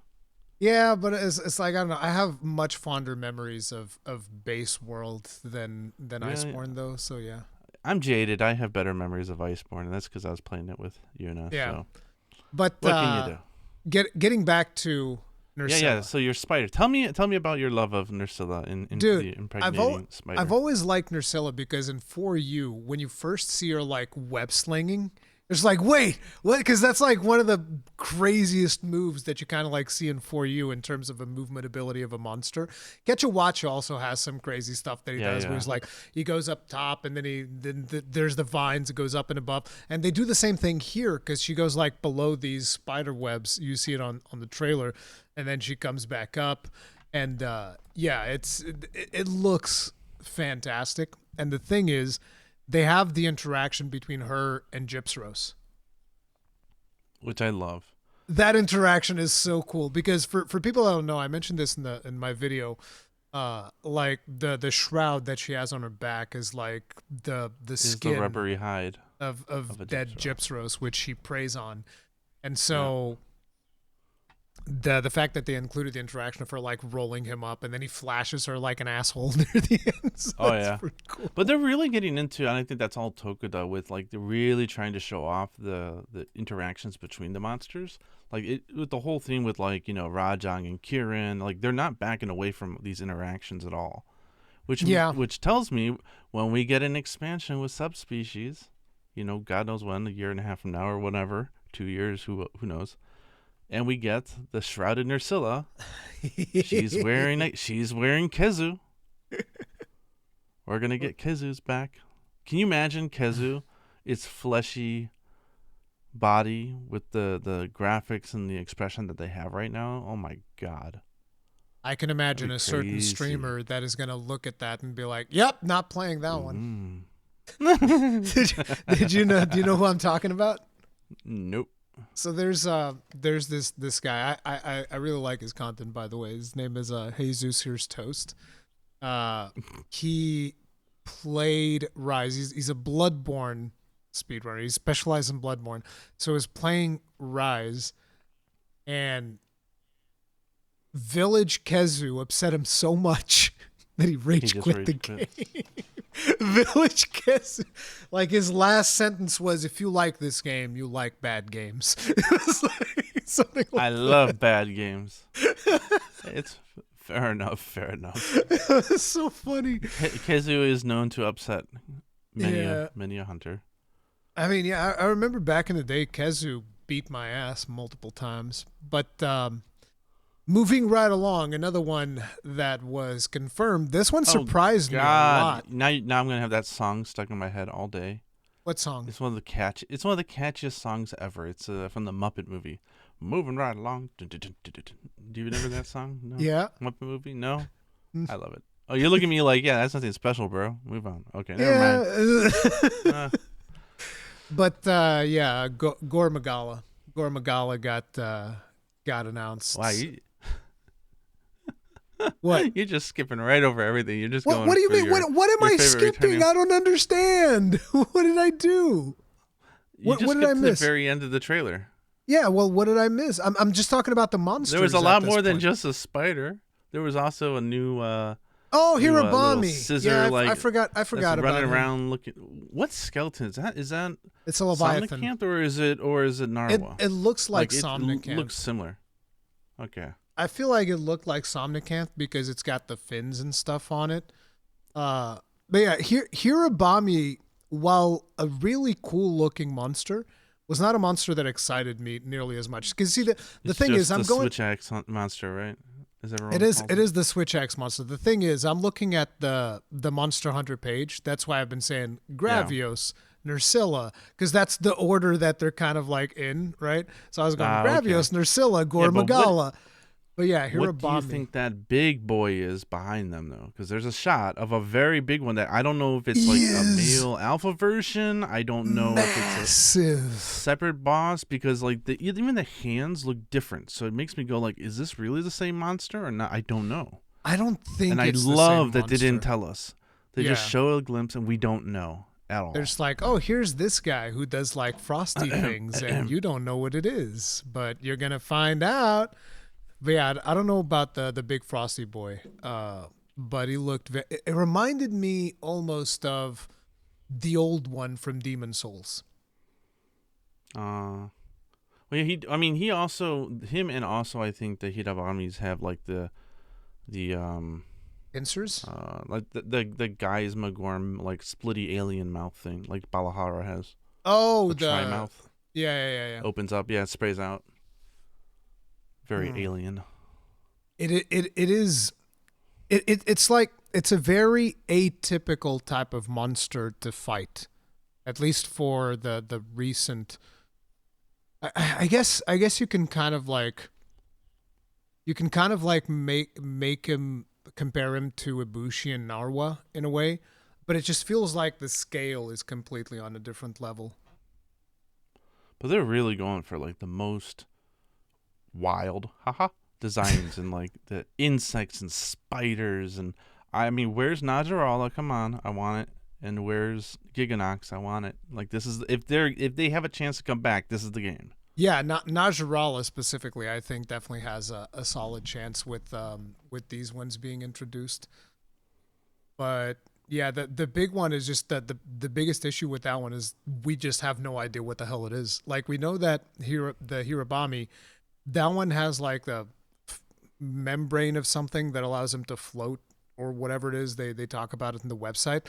And then he's got the pincers, and it's a herd monster because we see the Yeah. hunter fighting like three of them at once. So that's going to be a thing. But yeah, I don't know, because whenever I think about those, the biggest thing that comes to mind is this is going to be so frustrating to fight if they're just flying the whole time. Unless you're on an insect glaive, right? If you're an insect glaive, you're like, oh, this is great. This is my monster right here. But Yeah. you're playing like another weapon, and you're just like, oh, I don't know about that because I don't have Hey, my you know, blast you could just dash have to the fly. hammer. You just have the hammer users launch you. Oh wait, they took that out. Can you believe that? Ooh. We haven't even talked about that. We should talk about that. I After have we not go through all recovered of from the that. No, we monsters. talked about it last podcast, Did we? didn't we? I think we did. I still We have not might have. recovered from it. Yeah, I've not recovered. it's just again, It's such a I can't bad move. believe that they're leaving all of the bad things in and removing the only good things. It's like, oh yeah, flinching, you get to keep that, okay? The bad, the reason why people are always mad at longsword users, yeah, you get to keep that. But hammer users being able to do something useful with their launches, no, we're taking that away. Nope. We just sit you in the ground. It's just like what? I don't understand. But yes, Gore Magala and the music that's playing. Oh my god! Like just for the entire trailer. I mean, well, for the game in general, but like they've got like this weird like ancient thing going on with like the like the what was it, like the Ishvalda fight? You know, like the what is it, like the Mongols have that Gregorian, type of yeah. scene. Oh, it's great, and it feels like a totally new mix, and you get this absolutely gigantic Gore Magala. Now, obviously, the fan service of showing the Ace Lancer, like showing him in that formation. I mean, I'm like, okay, is it Sedegios? No, it's Gore Magala. I'm like, okay, this is Monster Hunter 4 2. It is. paint It straight up is. With all of the references that we are getting Yeah. to 4, this is pretty much a continuation of the story on 4. Love letter to us fans. Which I love it. has me really, really excited due to the fact that, 4 was my favorite story in a Monster Yeah, Hunter you just game. can't wait until the old man Caravanir shows up for what that Yeah, epic dude! cutscene at the end. You're gonna love it, right? Caravanir is Then going to show up. I'm going to get a high-res version of the Yeah. Caravanir set. It's going to be Aiden perfect. and Julius are gonna show up, and it's gonna be like, oh my god, the whole family's here. It's a reunion. Yeah. The whole idea of adventuring into the unknown. It's like this is a spiritual sequel. I love it. And the funny thing is, Jacob had like a theory, which I forget exactly what the theory was, but like it was something about Gore Magala being the opposing Ella1 to Arkveld. I mean, Like there was this big color rivalry. scheme wise, Yeah, exactly. that works. It's the yin and the yang, and yeah, And Arkveld seems to. He took Ray down and said, "Oh, look, a portable phone charger," and like just sucked the energy out of it. And and he's got like little charging wires and stuff. So like we've got that, and he's little he's charging sucking wires. the energy out, where the Gore Magala instead will infect the other person, right? So it's kind of like polar opposites in that way as well. It'll both be have interesting. ugly faces, which is cute. I like the ugly cute faces. It's like, can they see under all that? Apparently. I mean, Gore Magala can't because we can't flash him. He's blind or whatever. He has like sensory organs. Then Shigaru. What about can actually Arkveld? What? I'm curious about him. I mean, I'm in curious the about in the Arkveld. trailer, you can see his eye. Yeah, we'll see There's if like we a can flash close up him. shot of his eye. The other thing that we see in the trailer in regards to Arkveld is that we get a close up shot of his chains, Yeah, which it is very much all biologic material. I was gonna say, is it too anime for you? Because it's pretty anime. I mean, Like it's I- really crossing the line into fantastical stuff, right? I love Rise and Sunbreak, so I don't have a problem with stuff being too anime. Like, it's fine. But with Gore being back, you know what that gives Frenzy. the possibility of. Shigaru? Well, that for sure, because they did show the coming off of him, so definitely that. But like, they could pretty much bring back the Frenzy and the Apex system, and we'd be eating good for Endgame. But Like You I'm mean thinking the of a bigger Apex system monster for that 4? uses the same skeleton. Uh, Could be like the next Call of Tarath, a really nice big siege monster. who Gogma. you Come is it? on. Again, I've uses the yeah. I've never fought Wait, what Gogmas. did you say? I've never What? fought Gogmas. No, I've told you Oh this my multiple times. god! And I will be surprised every time. You are gonna be. And you're talking about Preach not going up against Vitalis, and you did not go up against Gogma. Listen, Are you kidding me? I've told you a million times I have a problem playing games on 3DS. Okay? I have a problem because my hands hurt like hell because I have a small 3DS. I do not have the 3DS XL or whatever, and I can only play on the small one because I bought one of the modified small ones so that I could do capture. So I know I've made a lot of mistakes with the 3DS, okay? I know. But the Like, thing I is, won't say it's go ahead very and emulate hard. it or something, but there's got to be a way that you can experience that hunt. It is very hard for me to play 3DS games, and I'm not big into emulation. That's the other thing, so that's Yeah. why I've never done Oh, it. he's Like such a I fun would, hunt. I would sooner fight what's his name, Dire Morales, I think, Yeah. from 3 Ultimate, Because right? the Wii U. Yeah. Because I have a Wii U. I would sooner Yeah. fight that one because yeah, and it's just Capcom if, remaster if they would just remaster it, bro, it'd be like, Please. yep, I'm in day one right there, like straight up. But it's like I'm just not big into emulation because here's the thing about emulation. You need to understand. I used to be super into emulation back in the day, like really into it. I would emulate pretty much everything. But what would happen is I would get super invested into a game. I'd be like, oh my God, I'm loving this game. Then you get to a point where, for whatever reason, that specific game would have a problem with emulation. Stop working. And it's like, yeah. it would stop working after I've put, like, I don't know, friggin' 20, 30 hours into it. And I'd be like, oh yeah. God. And that happened to me like 3 or 4 times. And I was like, bro, no, I'm done. I'm done. Okay, I play it where the thing comes out. That's where I play it. So like I play Vita games on the Vita. I play 3DS games on the 3DS because I know that at least in there, my progress is not going to go away. That's the thing to me. Like I hate investing a bunch of time into a game and then losing all the progress. It's a huge deal. So that's why, and I know that emulation's come a long way since those days. I'm a 43-year-old man. Back when I used to do emulation was like, a long time ago. And I know it's come a long way, but it's just I always have that stigma in my head that's like, oh, is something going to go wrong this time? And that's the thing. Yeah. That's what keeps me from doing it. Because, well, hey, you know what? Because I think the dream is alive. Maybe they'll bring Gogma back. Yeah, because I think I even had it set up at one point for Ultimate in Citra or whatever. I think I even had all of that stuff set up. And then I was just like, I started playing and I was like, it doesn't feel right. I should play it on the 3DS. It's weird. Yeah. I have this mental block. No, I get it. But yeah, that's the reason why. But I was saying like about the chains because people were theorizing, oh, could he have grown like skin over the chains? Like, what is the deal? Do you think that there's actual chains under there, or do you think that's just part of his anatomy? I have no idea. I haven't even. I'll be honest. He looks like a cool monster, but I've not been super excited about the fact that, like, I haven't even looked into the monster. Like, if you told me to draw him from memory, I couldn't do it. Like, damn. I'll face him in the game. Maybe I'll like him, but you he don't just like seemed like the a really flagship? ugly. He looks like an ugly sci-fi version of Barryoth, right? Like the way he prounces and everything. Nah. And I'm like, it's cool. I don't know. There's just something about it hasn't drawn me in. Maybe I'm Team Black. You got the Black Flame, you got the White Wraith. You're either Team White or Black. I'm Team Black. Give me the octopus, man. I'm sure he's going to be awesome. And I like the color scheme he's got going on.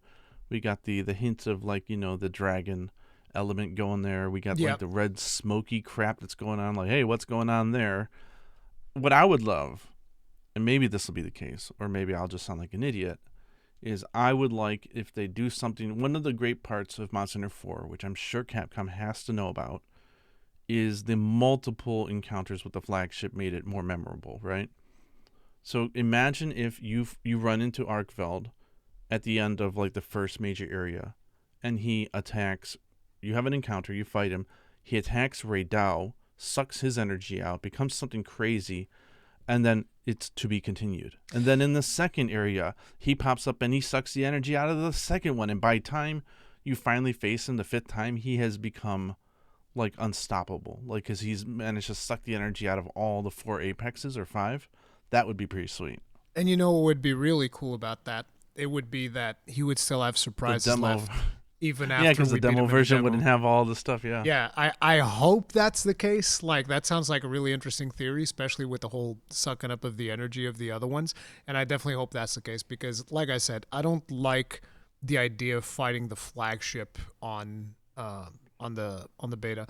Like, I actually think it would have been more fun if rather than putting Arkveld on there, Capcom would put Chemitrice on there as the other monster. Nah, that thing's gonna be too easy. So it probably is, but it'd just be like, hey, you get to fight Gipsros and you get to fight the chicken. And there you go, and that's it. Get to fight KFC. You know another thing that's also going to be on the beta besides Arkveld? Training area, right? Oh yes, I'm super excited about that. Yeah, yes, dude. that's in fact, I actually think that's where I'll spend all my time. All of your time in the training area? Yeah. I don't know if I'll fight Arkveld. Maybe I will give in to temptation and do it. Probably. I know myself. I can't help myself, right? And that's on me, not Capcom. But the training, I'm super interested. Even if it's not going to be super reflective of the final game, it's going to give me a much better idea. Yeah, because we don't have what I want to do. We don't have all of the weapon changes. Since we're talking about the beta, I'm going to reinforce it one more time, by the way, guys. The beta does not have the new performance improvements that are going to be in the final game. If you want to check out whether or not your system is good enough, you should check out the benchmark tool, which we'll also talk about in the podcast. Yeah. But yeah, and the other thing is the beta does not have the weapon changes. Yeah. Insect glaive bounce, lances, counter thrust, and these are the 3 that I always say. There's probably even more than these. These are the 3 that I kind of like memorized into my brain for whatever reason. But the switch axe full release doesn't have hyper armor yet. At least I don't think so. This is what Capcom said. No changes in the beta. So the weapons are going to be the same way that they were in the previous beta. Keep that in mind. All of that shenanigans and stuff. But yeah, the training room being there is really cool so that we can fiddle around with it. We can see what is all the potential. Looks like the thing can throw barrels at you for you to practice projectile, how to deal with projectile, stuff like that. So that's cool. And yeah, I'm very excited. Also, they're adding in, they're also going to be having the single player option, like the single player lobby and private online lobbies. Single player lobby and private lobbies. Yeah, which is great. Was my big kind of complaint about the first one. So this will be a fun beta, but oh my god, they announced like a plethora of like features for the game. Oh yeah. Around this whole event. Like, I don't know if you have a specific order you want to walk through them all, but what do you mean? Oh my god. What do you mean by features? That this is not going to be in the beta. This is going to be for the final game, is what you're talking about. Yeah. Because I wanted to touch up on the beta first, but I guess after the training. Oh yeah, stuff, and also beta, like they're doing 2 sessions, right? There's this weekend and then next weekend. And it's no longer locked in for PlayStation. So any platform, you'll be able to play it both this weekend and next. Yeah, by the time that this video comes out, we will have already had it's probably going to be beta's going to be open when this video comes out. I think that's yeah. So what are you doing? Why are you here listening to us? Put us on save. Put us on the go second. Play the goddamn game. Put us on the second monitor and go hunt Arkveld or something. That's probably what a lot of people are saying. There's a lot of people looking at the screen right now. It's like, is he in the? Are they in the room with me right now? Like, what the hell is going on? Go ride your secret. Go check out the entire map. Like, really explore, because I know we didn't do that the first time because we were too busy hunting. I explored the crap out of that map. I was running around trying to get like all of the ingredients and stuff like that. It's a really good map, Windward Plains. Put us on in the background, the 2 old men, and enjoy yourself. But yeah, this beta will be interesting. There's a couple of new monsters. I still want to see if I can find the elusive 5-star whatchamacallit, 5-star Doshiguma that was in there last time that I never fought. They said he was harder than Ray Dow.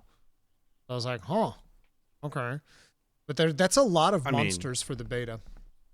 I mean, I thought the Doshiguma pack were harder than Ray Dow, like the general ones. Ray Dow was way too easy in the first beta, for me at least. Hmm. Regular Doshiguma pack? I don't know. Yeah, I had. They gave me some trouble. Now, one of the things is there's a lot of people that are concerned about the online single player thing because they're thinking, oh, is the game going to be always online? I don't think so. I don't know if Capcom's officially confirmed it or not, but I'm pretty sure Their you're going to be able wording to. was. Even World Iceborne had a really weird wording. Like you Yeah, had to like set up a single player online lobby. I'm like, yeah, what? even now, if you go to World, it's like create online session, and Yeah. you can do that And even if you're but offline. even in the first beta, when you accidentally disconnected, it said, "Okay, now switching over to offline mode," and you were able to still play. So I Yeah, don't think that's the case. I don't think you will need always online internet connection to play Monster Well, Hunter actually, you World. can't, right? Because you can't What do because you mean? Sony and stuff requires additional payments for their multiplayer, and they don't say that it's a requirement to play the game single. So yeah, it They don't can't be say a that you case. need to have a PS Plus active account. Yeah, yeah, Yeah, yeah. So that's certainly not the case then. yeah, because all of the paid games, all of the games that you actually buy, you always have to pay PS Plus to play multiplayer, and only free to plays you can connect to servers without having to pay. So yes, it actually makes sense. Yeah. So don't But worry. yeah, that should be an option and stuff. So I have a I've feeling they're gonna sneak something in the second one. They're I don't think they'll do it in the first one, but the fact that they have two of them, I almost feel like they're gonna flip on a flag and say, like they did with Puke Puke, and say, okay, Rathian can appear, rare, but she could appear. I could, I could see them doing that. I might want be them a to do thing. that. I want to smash her squishy little head. Smash her squishy little head like a grapefruit. She got the squishiest head in the game. I love it. No, And it the feels so. squishiest And head in she the holds game her is head. Basil. The perfect height for a hammer user. She It's just sitting, does. or the horn. It's right there, just saying "smack me," She and she does do falls that. over with such pizzazz. I love it. Such Such melodrama. grace. She's so Oh, graceful as she falls over to the side and then she I starts love it. screaming. It feels so good. What if she could call Rathalos? No, that's too many She monsters. should Too be many able to. monsters. Too Too many many for monsters. a Yeah, beta. they've already revealed too many monsters to begin with. You know they revealed like But I do want to see that in the 19 game. I want to see monsters. her calling. Calling She Rathalos. should call. Mm-hmm. Yeah. It's a good idea. So I mean, their gold and silver versions sure as hell do it. So why not the regular ones? yeah. You remember So that quest I'm talking about? That trauma quest from yeah, Generations from Ultimate? Generations Ultimate. Yeah, I remember Jesus that quest. Christ. But Oh. they did it Shippers. they did it in World too. Rathalos and Rathian would call each other. Yeah. Yeah. But they weren't hyper, those little bastards. So besides the beta, if you are testing out your system to see whether or not your computer can handle Monster Hunter Wilds, they have released a benchmark tool, which they didn't even announce at the showcase. They're just like, yep, there it is. You can Yeah. go get it now. You can download it. You can test it out. I haven't fiddled around with it too much. I played a little bit during stream. I was actually able to get it to run with RTX, which I was See, surprised. I was this, like, whoa. yeah, so this, if anything, tells me the importance of you can't look at someone else's results and know how it's going to affect yours, because I see people with the same CPU, the same GPU as me, and we're getting wildly different results. I think There's it's also a memory clock combination of speeds. tons of factors. Yeah. Like, for example, with my card, I get better With your card, FPS which is a overall 4080? for all scenes. 4080. Yeah. I get better performance in all the different cutscenes with RTX on high versus not having it on at all, which is really weird That because is RTX super should weird. not be a gain. Yeah. And I even fighting Cowboy, I asked him to try it out, and his gains weren't as big, but he saw a gain as well. He's like, "Yeah, that's weird." Yeah, he's So got he he's got saw a a gain. 4090. He's got like a super rig. So I don't know. And then I've seen a lot of reports of people who are running it at 1080. They're saying that frame gen is giving them worse results than not having frame gen on. It's as if crunching the frames for 1080p is easier on the GPU than it is for it to generate them. I don't know. Either way, there's a lot of different stuff going on, so I would encourage everybody to do it themselves. But also, like, they have all these options in there, right? And I see all these people like, oh, I guess my system's barely handling it, but it doesn't say custom. It just says ultra. I'm like, are you kidding me? If you change just one little setting, it won't say ultra, right? Like, go to Yeah. ambient occlusion. Don't turn it off, but turn it from like high to medium. Take There's take a few little settings. There's tons of ways that you can optimize it. So I don't see how you can and a yell lot at of this Capcom stuff saying they didn't optimize it when you're not even making that effort yourself. and there's a lot of stuff that you can kind of just like you will barely notice the difference. But Yeah, that will make a big difference on your system. lowering the shadows is always a big one. Just like when they're lower shadows a little bit, don't be too greedy on shadows because they're just like amazing resource hogs. And yeah, there's a couple more Little settings. gains, I don't know all of them by head, but I've also seen a lot of people. And again, look, you're entitled to think however you feel, but I've seen a lot of people be like, this thing should be running flawless 60 on my 2060. And I'm just like, I'm just going to disagree on that, but okay. I mean, look, you want. I do agree with the 60 idea that the game you should be able to get 60 frames per second with good graphical quality if you're using a card that has come out in the last year or so. That I agree, that should be a standard, right? That I totally agree. You should not have to have a 50 series card in order to get 60 FPS, and that's not 100%. The case. Yeah, you can get 60 with 40 series. In fact, you can get it with the 30 series with a few tweaks to your settings, and I think that is perfectly normal. It's high end, yeah. It's and greedy. Again, the thing is, if you are playing on a 30 series, like you should be targeting 1440p, not 4K. Yeah, and 1440p, I'm sure it can hit 60. I'm sure it'll look good, as long as the other stuff is fine. That's the thing, and I think that again, I kind of hate this discourse because everybody has different standards that they set for themselves because they're like, hey, I paid, I don't know, back in the day, I paid 500 euros for this GPU 6 years ago. And it's like, yeah, you sure did. Guess what? 6 years have passed. I know it sucks. But I've always seen PC gaming like that. That's one of the reasons why for a while I only gamed on consoles because I was like, hey, I don't feel like spending a bunch of money on PC, so I'm going to play on consoles and I don't have to deal with any of this. And that's, to me, it's always been one of those things where if you want to keep up and you want to be playing at good frame rates with good graphics, you got to be upgrading like every 3 years or so. It's been the way that I've kind of looked at it. I don't know if you would agree with it, but my way of thinking has been a console game versus like the PC version. In average, you would just go into the game and turn it to high settings. That's like the console experience. And I think you can get a lot of mileage out of not even cards. that. Nowadays, not even medium? But like setting stuff medium like Ultra with some tweaks. or whatever, like it's like medium with tweaks. Okay, because like just setting it to Ultra and hoping that like, well, it's PC, it should be Ultra is much higher than what a console is pushing. Oh yeah, generally, it's not even remotely close. And like you said, a lot of it is there's some resource hogs that give you very little gains, if any. Yeah, I'm curious, but I was able to get 60 FPS regardless of whatever I did. Even going, I think the one area I couldn't get it was if I turned off ray tracing. Like I said, it's weird. If I turned off ray tracing at 4K, but I got less than 60, but with ray tracing on high, I get like 70. You've had frame generation on everything, right?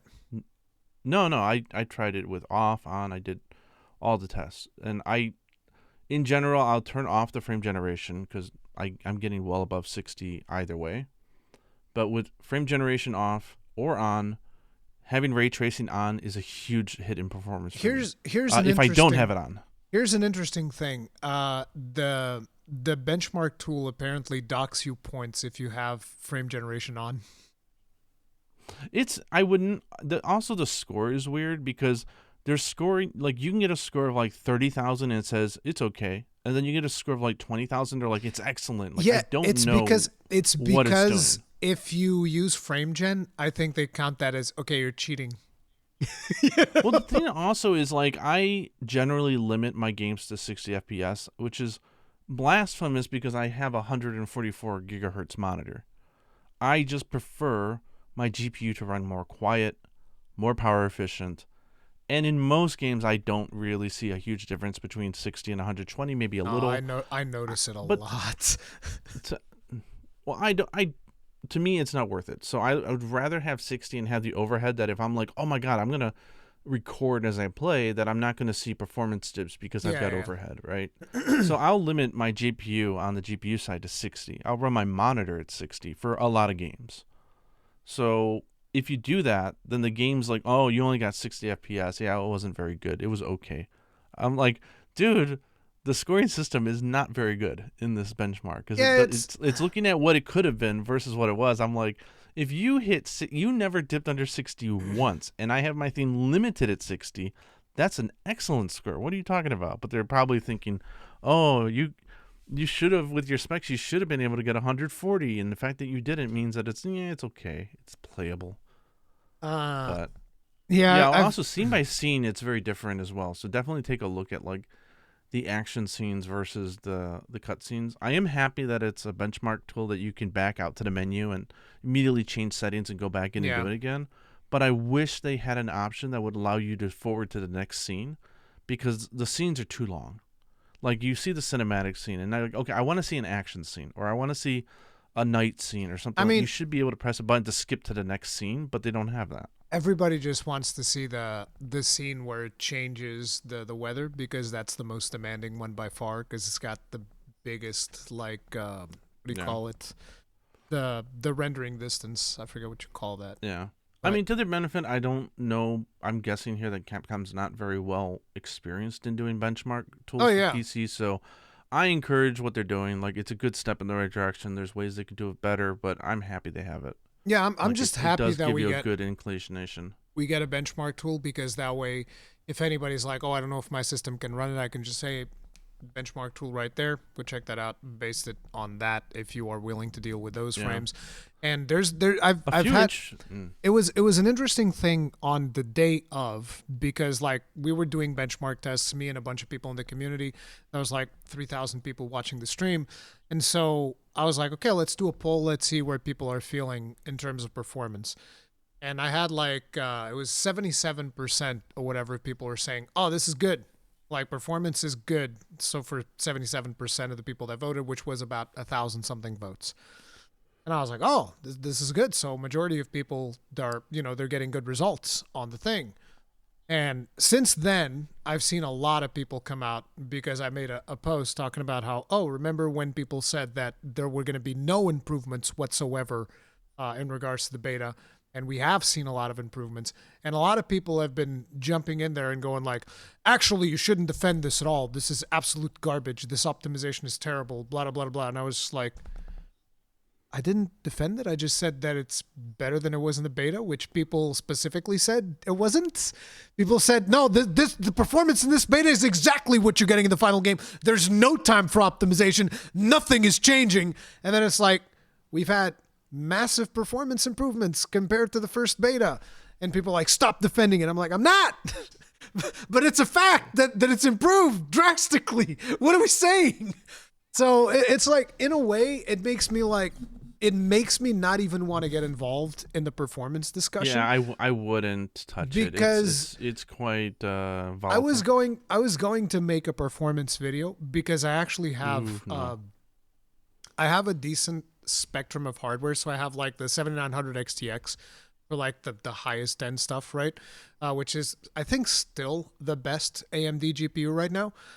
So I have that, and then I have the 2060, which is one of the crappier NVIDIA GPUs, because the 20 series, I remember back when the 20 series came out, which was the first RTX series, everybody was crapping on it. Everybody was like, "Oh, this is the worst NVIDIA series, and you should wait for the next one." The 30 series was much better, according to what a lot of people have said, at least. So me having the 20 series, like I have this really crummy GPU, and yesterday I just received a new GPU that I bought because I'm planning on making a new PC and I wanted to buy the GPU. The reason I wanted to buy the GPU first is because I've seen the price on this GPU oscillate drastically. Like, and again, I know that for people that are in America, you're not going to be able to relate because you guys have way different prices over there. But like the prices in Europe are insane. Okay. And so what happened was, there's this the card that I want to get, which I did get, is the Battle Mage, the latest Battle Mage from Intel. Do you know what it is? It's at the B580. So it's basically somewhat comparable to like a 4060 Ti, I think. Is kind of like the point of comparison for that one. And so I wanted to get that card because it is way cheaper than a 4060, at least here. Because you could I saw the price of it at like 300, and I was like, oh, okay, this is pretty good. $300, sure, because the 4060 is closer to like 400, maybe 350, 360, depending on where you can get it. Prices oscillating like crazy, and it was funny because I see the Intel card and it's $300 one day, and I'm still like, oh, I'm thinking about it. The other day, it's 400, and I was like, what the fuck is going on? Like this same card was literally $300 yesterday. What is going on? And then it shifts, and then it's like 380, and then it's back to 400. And I was like, bro, this is insane. Okay, I don't know what's going on with the prices in this GPU. And then eventually I found a website, had it like for 309, and I was like, okay, I'm buying it. And then whenever I want to make the PC, I already have the GPU, and I'll be good. Because the oscillation of prices is insane. I don't know what's going on with that GPU. Yeah. But yeah, I wanted to pick that up, so that's another one that I can test on my crummy rig with the Intel one, and I can test. I think you would regret upscaling. doing a video, though. I think you would regret it because the amount I probably will. Would be... I probably will. It's just very frustrating when you have a lot of people that are just like, no, my 1060 should be running this at 60 FPS, and I'm just like, I mean.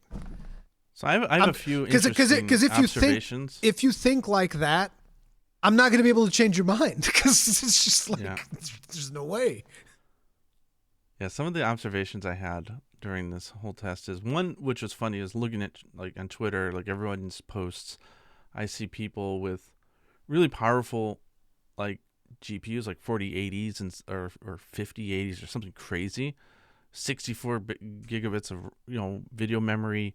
And they're running at 1080. I'm like, you must be like an editor or something. I was like, that is such overkill if you're running games at that resolution. Oh my god, you could have saved yourself a lot of money. You don't need a high-end 40 card for 1080p. And then you see people like, they're running like 3060s and they're trying to go 4K ultra on everything. I'm just like, Jesus. 3060 rendering 4K. So my interesting was, I was able to. I tested with DLSS on and off. I know DLSS differs greatly on your driver, which series card you have, and blah blah blah blah blah. I don't think the override is working yet. To go to 4, so it's still on like 3.7 or something. But the DLSS on the NVIDIA cards that we have, the 4080 and the 4070, were so good. I could see in like some games I could tell the difference, right, between native 4K and like DLSS. I could barely tell any difference. And what's interesting was I had lower latency with DLSS on than off. So I don't know if there's a difference between How did you test the latency? There's a latency test that you can do on NVIDIA cards. They have a tool for that. Oh, okay. For video latency. So, but the thing is that you don't get that number if you go to FrameGen. I think you need to do a whole different tool and suite for that, which I did not have the time or energy to try to do. And you can't input much on the game. So, but yeah, with DLSS, it looked absolutely fantastic. So I was like, yeah, I may as well turn it on if I get an extra stability. FrameGen on or off, it didn't make much of a difference. I'll just keep it off. Because I know that does introduce about 10 to 15 seconds of milliseconds of latency, and like if I don't need it, then why would I have it on, right? I think it's a great option for those who need it, to give them a little boost so they don't have to go out there and buy a new GPU. I think it's an awesome feature. I just won't have it on. And then it was weird with ray tracing. Having it on low was very heavy. I couldn't even hit 60 FPS. Having it off was heavy. Turning on to high, it's like all the load was taken off, and my card was like, oh, I'm happy, I can breathe. We're talking like 20 FPS increase by having it on than having it off. This is one of those things where I'm just like, I do not trust RTX. I hate RTX. I really do. I hate it. It is what it is. I think it's terrible technology. I think it gives you very little visual gains for the amount of performance that it takes. And then you have really weird situations like the one we're having right now, where for some reason you turn It RTX gives you better. on and the performance improves. Like there's something wrong with that. There's definitely something wrong there. I don't know what's going on. Yeah, Maybe I don't know what's going Capcom will on. It's not patch normal. the benchmark tool People or told something. me, but like I asked people on Twitter again, like even fighting Cowboy, like people with 40 series cards, they're seeing the same thing where it's a slight increase of performance when they have it on versus off. See But that, 30 series cards, people are seeing the opposite. They're seeing what you normally see, which is it's worse performance with it and on. So I and you don't want know. to know, Could just be the benchmark tool. I don't know. and let me throw another wrench in there. Mine barely changed. Yeah. On an AMD card, RTX on maximum, it barely changed. This is with frame generation though, so keep that in mind. FSR Okay. upscaling, frame generation, and RTX, which is weird. But I will say, FSR upscaling, because they're using FSR 3, is way better than it was in the beta. The FSR upscaling is pretty good. The image looked Yeah. really, I'll say really from good. an NVIDIA team, DLSS is unbelievably good. And I've seen in some other games that do support the override, 4.0 is even better. So once they add support for that, there will be no reason to not I have hope DLSS on, in my opinion. I hope that Capcom goes back and enables FSR 4 when they release that, because I've heard that I FSR hope so. 4 is doing also really, really good. And I know that some people will be like, here we go. It's the fake frames and all that stuff. And no, I agree. I hate the fact that this is where we're going with the GPUs and stuff. But if this is the direction we're going, at least implement the Yeah. latest versions of the damn things. That's the way that I look Yeah, at it. I did But I'm not. did try I the don't test though like with it. everything off. So DLSS off, frame gen off, ray tracing on high cuz why not? Yeah, it ran like crap And for me like that. my average was 67 FPS in the action sequences and about 80 outside of it. So like I can run whatever cuz I don't care I about got going like over 60. I think I got like 50 or 40 or whatever it was on the one where I did without frame generation and upscaling, and I was like, ooh. I know upscaling I'll definitely be running to run it, but because I'm running 4K. 4K is extremely Yeah. demanding, especially in in games with maps as big as this one. So yeah, it is what it is. That's what I'm shooting Yes. for. I think And ultimately I'm probably going to go with DLSS on because why not? I really did not see a difference. And if that's less of a load, hey, I'm game, yeah, especially because I want to record and I don't have a separate computer for that kind of stuff. Ray tracing on high if I keep getting the results I'm getting now, why not? And then frame gen off because I don't need it. And I'll be able to, I'll be probably in the 80s to 90 FPS and I'll just limit it to 60 and have a good time. But I mean, a lot of those settings in their menu, though, like you were saying, like the ambient occlusion or like fur detail or whatever, like even the texture filtering, like going from 8 to 16 there's a gain for sure, but it's not as big as some people may think, especially for an action game. Like, I think but I don't think that tinker going from around with 8 to those things. 16 is too heavy, because like I was running at 16 on mine It on all, the it all 2060. depends on your system, Yeah, honestly. there's so many variables there, and this Factors, system is yeah. like crapping out so bad on me. I can barely boot the damn thing because of a recent power surge that I had.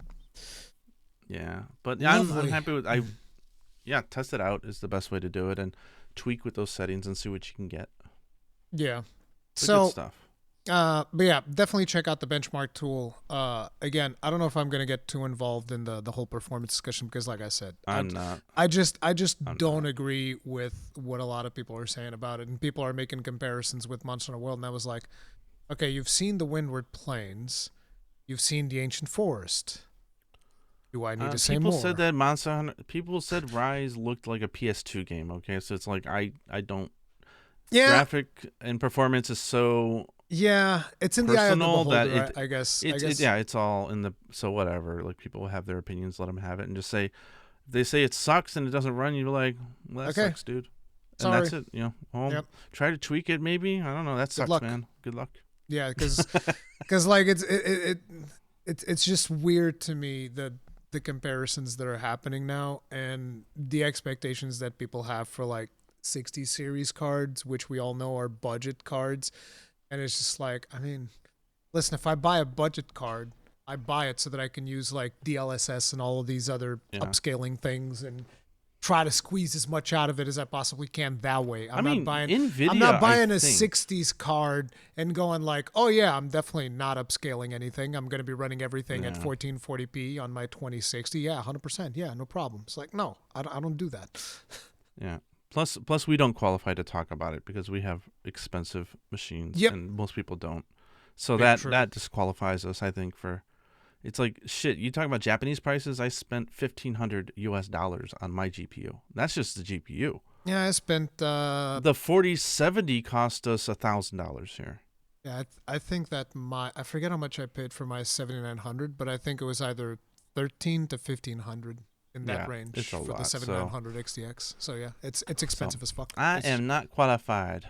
But the best thing is, if you want the best bang for your buck, consoles are always a great bet. Yep. I think the PS5, PS5 Pro, you will not be able to build a computer that will get that People performance probably. people So that did the Osaka build, they said that was running way better. Like everybody in mainstream media that got to go there, they're like, "Oh yeah, it was running way smoother than the previous beta." So, go for it. console is if you want price bang for your buck, console's probably going to be the cheapest option Oh to yeah. get decent visuals.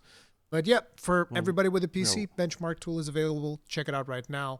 See how it runs, and that'll be a good gauge to see whether or not your machine can run it properly, depending on what your standards are for your gaming experience. Now, I want to yeah. talk. Let's move on. Let's move on. Time is getting late. Let's get on to the new other topics. Yeah, I want to talk about the Ice Shard Cliffs because we got a lot of interesting little tidbits in the trailer. And Do share. so My brain's completely elsewhere, but in the Ice Shard Cliffs, this is my like crazy theory that I got, which is not like I get this from just looking at the first shot in the trailer, which is bioluminescence. What does that remind us of? The blue bioluminescence, specifically Xeno'jiiva. You remember how Xeno'jiiva had the whole blue bioluminescence thing? And then it's like, okay, but why was it blue and bioluminescent? It was the life energy of all of the elder dragons that were exploding and blowing up and entering the life stream, and that is what Xeno'jiiva was soaking up. So that would be bioenergy. That would be my first association with like blue luminescence, right? Bioenergy. And then you start thinking, okay, so the civilization that was there, supposedly the Keepers, because they even say at a certain point in the trailer, the Keepers village is right after this, whatever, right? So what if the Keepers were experimenting with sucking energy out of Arkveld? I don't even want to entertain that thought. I'm sorry. I mean, you got a bunch of I don't want to sound wrong, but like primitive ass looking MFs, like with long coats, like living in a village. And you're telling me they are doing like biotechnology, bioshock crap to monsters? Nah, man. Have you no. seen the architecture that they show? I keep saying architecture. It's not texture. It's architecture. Texture. Who cares? Texture. We Yeah, know what whatever. The architecture that we see in the trailer, right? You've seen all of that because they show it in a lot of locations. I don't believe a bunch of people in primitive robes made that. I'm sorry. But maybe they're I don't know. But anyway, like listen, what if somebody was harvesting energy from Arkveld and then to counteract that, Arkveld evolved and now he's able to suck off energy off of other creatures. But how would like if the keepers were sucking energy out of a living being and doing something with it, then why would is not a that I mean you're gonna make me hate him more. Like is he that stupid to say why would he destroy my village? Yeah, because you were sucking off his life. He's a kid. Who knows how long? Are you that stupid? No. He's a kid. No excuses. No, he's a child. He doesn't understand. I don't see it. But again, I don't know. There was somebody in my comment section. I forget the name. They've had an even better theory. It if they did that. They had an even better theory, which was maybe Arkveld was not the one they were sucking energy off of. Maybe they were using Arkveld to suck energy off of other monsters because of the way that Arkveld operates.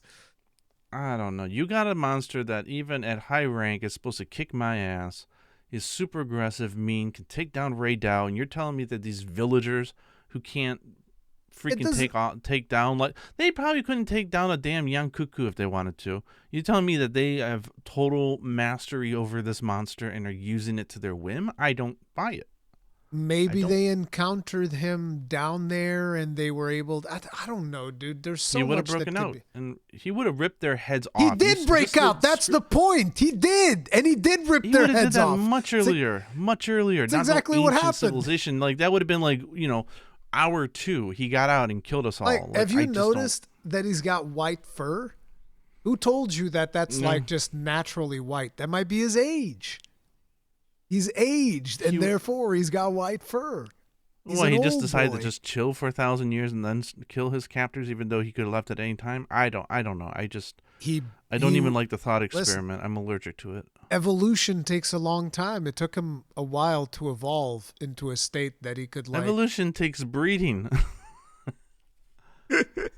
Oh, I don't know. I'm feeling icky. I don't know where the story is going. I'm interested, but I don't see So wait, how you connect the you're dots feeling here. icky about my theory, or you're feeling icky about the overall story that you've seen so far? Oh, the story I've seen so far seems fine, but the hints of this, maybe they're going to go into like this ancient civilization. Maybe they're using this and this, the bioengineering. They're- Like all the theories make me want to throw up. If that's where they're going, Jesus. I will throw up and I will. Tell me how very you publicly really throw feel. My theory made you But- throw up, made you physically ill. Gee, thanks. There's something about the what's the right word? See, I mean, no matter what word I use, people are gonna laugh at it because they're like, "Well, it's not realistic." I mean, you got hunters jumping off mountains and landing on their feet like nothing happened, and Yeah. it's a fantastical world, but I want to say more grounded, but it's certainly not grounded. I mean, you're talking about monsters jumping around and throwing laser rays and blowing stuff up, so any word I come up with is not going to make sense. But to me, Monster Hunter's got that like tribal, like hunter, like we have to go out and cook our own damn food. That's how, like, we don't just press a button and Space Odyssey, we get food injected to our bodies. You're going to introduce all this type of like fantastical elements in a world that is obviously not built around that. That's to me was what the Monster Hunter movie did, right? You get a world that is so still down in its roots. People, oh my God, if a storm came and took out our crops, how would we survive? Type of civilization. And you're telling me they had power to like control weather and time machines and stuff? I'm like, no, man. I mean, it just doesn't add up for me. It feels like a conflict of theme. I wouldn't want to see it. We'll see. I'm sure the hunts are gonna be great. So I mean, I want to say I can care less, but obviously I care a lot. So you're not which is why I excited speak like this. about exploring ancient civilizations. I love the fact that I want to explore a little bit, but I like the idea that they keep it vague because that's how I think it should have been. The moment you start digging into like, okay, well, where does the dragon energy come from? Why does it only exist in ancient, excavated weapons? And it's not a technology that we can do today. I like that kind of stuff. But when you start like showing me what's behind the curtain, I don't want to see that. I really don't. You want it, you like the not knowing of it. I get it. Because it allows you to keep fill in the kind of like blanks. with Horizon Zero Dawn, right? Horizon Zero Dawn, I thought was pushing it to the fact of like, okay, you had this like high end technology, but this still very grounded, tribal, villagey feel for the people, right? I was like, okay, well, if they don't go deep into the technology, then I'll feel. No, they went deep. They went like Assassin's Creed level. Like, let's just run with it. So it's like, like I like I that don't know. story. Some people love it, but I'm good. We'll see. I'm sorry. I don't mean to be a poo-poo about it. No, it's fine. But people wonder why I'm so much against the idea of like the equal dragon weapon. Hey! I mean, to me, it's an adolescent concept. I just don't like it. It's like, oh, what if he had 15 heads and he can control time and teleport? But it's just, it feels like that playground crap to me, and I just don't want that in my Monster Hunter. If it's in there, I'll grumble like an old man. You can make fun of me, and I will enjoy the hunts. And it won't matter at the end of the day. But I can't help but say, ew when I started hearing all these talks about ancient civilizations and maybe these keepers, they were bioengineering this monster that could rip their heads off, but somehow these people I in didn't say simple the thing is, garbs. I didn't say anything about bioengineering. I said like using him, using his potential. Yeah, That's it. yeah, I don't know. We'll see. But I'm nervous. yeah, yeah. I hope they win me over. The thing is, one of the things that we definitely see is we see him sucking up the energy of Ray Dow, and then he explodes with red energy. Do you think that's Dragon Element? Yes. Well, I mean, I think when they show the purple coming from, and then you get like the enraging red. My guess, and I haven't thought too deeply on it, and we talked about this a little bit before. The No, we talked about it in this podcast. See, I'm already Yeah. my memory's flying about him absorbing energy and in different. I think that's two different scenes. I think Yeah, where yeah, he's got yeah. the I don't think purple that. dragon energy and you got the red. I think they're different energies. I almost want to say I think the red stuff is going to be the end game system, like the tempered or like the hyper. I think that's something, or the frenzy, because the Apex, if you remember, was red and black. From Monster Hunter 4 Ultimate. Like I told you, I never did G rank in 4 Ultimate, so I've never seen it. Yeah, so Apex is red and black is like the colors, where the frenzy was black and purple was the color scheme. So like I think it could be a hint at an end game system. Maybe it's just story related. I don't know. But I mean, in that to me, Dragon cutscene Elements, is definitely going to be story related in that cutscene. yeah. But you were going to say Yeah, I to you, don't know Dragon what's up with him. Elements. Hmm? You were going to say to you, Dragon Element. For the purple stuff. The red, I don't know. Yeah, I don't know either. What are you but thinking? I think it would be cool if somehow, because he's supposedly sucking up the energy of Raydao, which is thunder. So I think it would be interesting if he is able to generate dragon, but he's going like on a quest, like what you said earlier. That would actually be really Can you cool. imagine So he's if going during on the a fight quest. he changes his element mid-fight, and that's why they added the ability to have two weapons on you, so that you could, when he goes to the opposing element, you're able to swap weapons. Booyah! Could be it. Not just that, but I like the idea of like, say for instance, okay, so he's gonna go and he'll have to at some point absorb energy from Uthduna, which is likely going to be a water-based monster. So he's absorbing water, then he absorbs lightning, then he becomes more powerful, and then eventually, once he combines all of the other four more basic elements, With my 5 powers combined, he it's Thanos, generates right? the dragon element. He gets right? all red and goes, and you're like, Yeah, oh my god.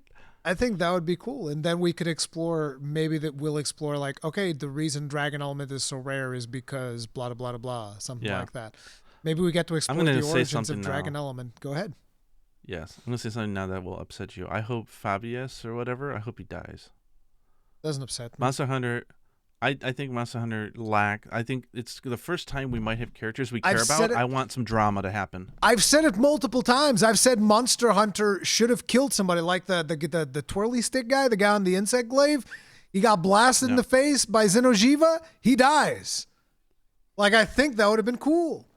Absolutely, I think that we should have some sacrifices. The thing is, I don't know if for me, so I don't know if Monster Hunter's ever going to be that game, but I think that would be really cool. If they do off somebody, that would be really cool, because it never like happens. A hero's finish, yeah. Like, and it's funny because the ace cadet die there at Fatalis, that would have been epic as hell, man. Yes, going out like a hero, like that. Absolutely.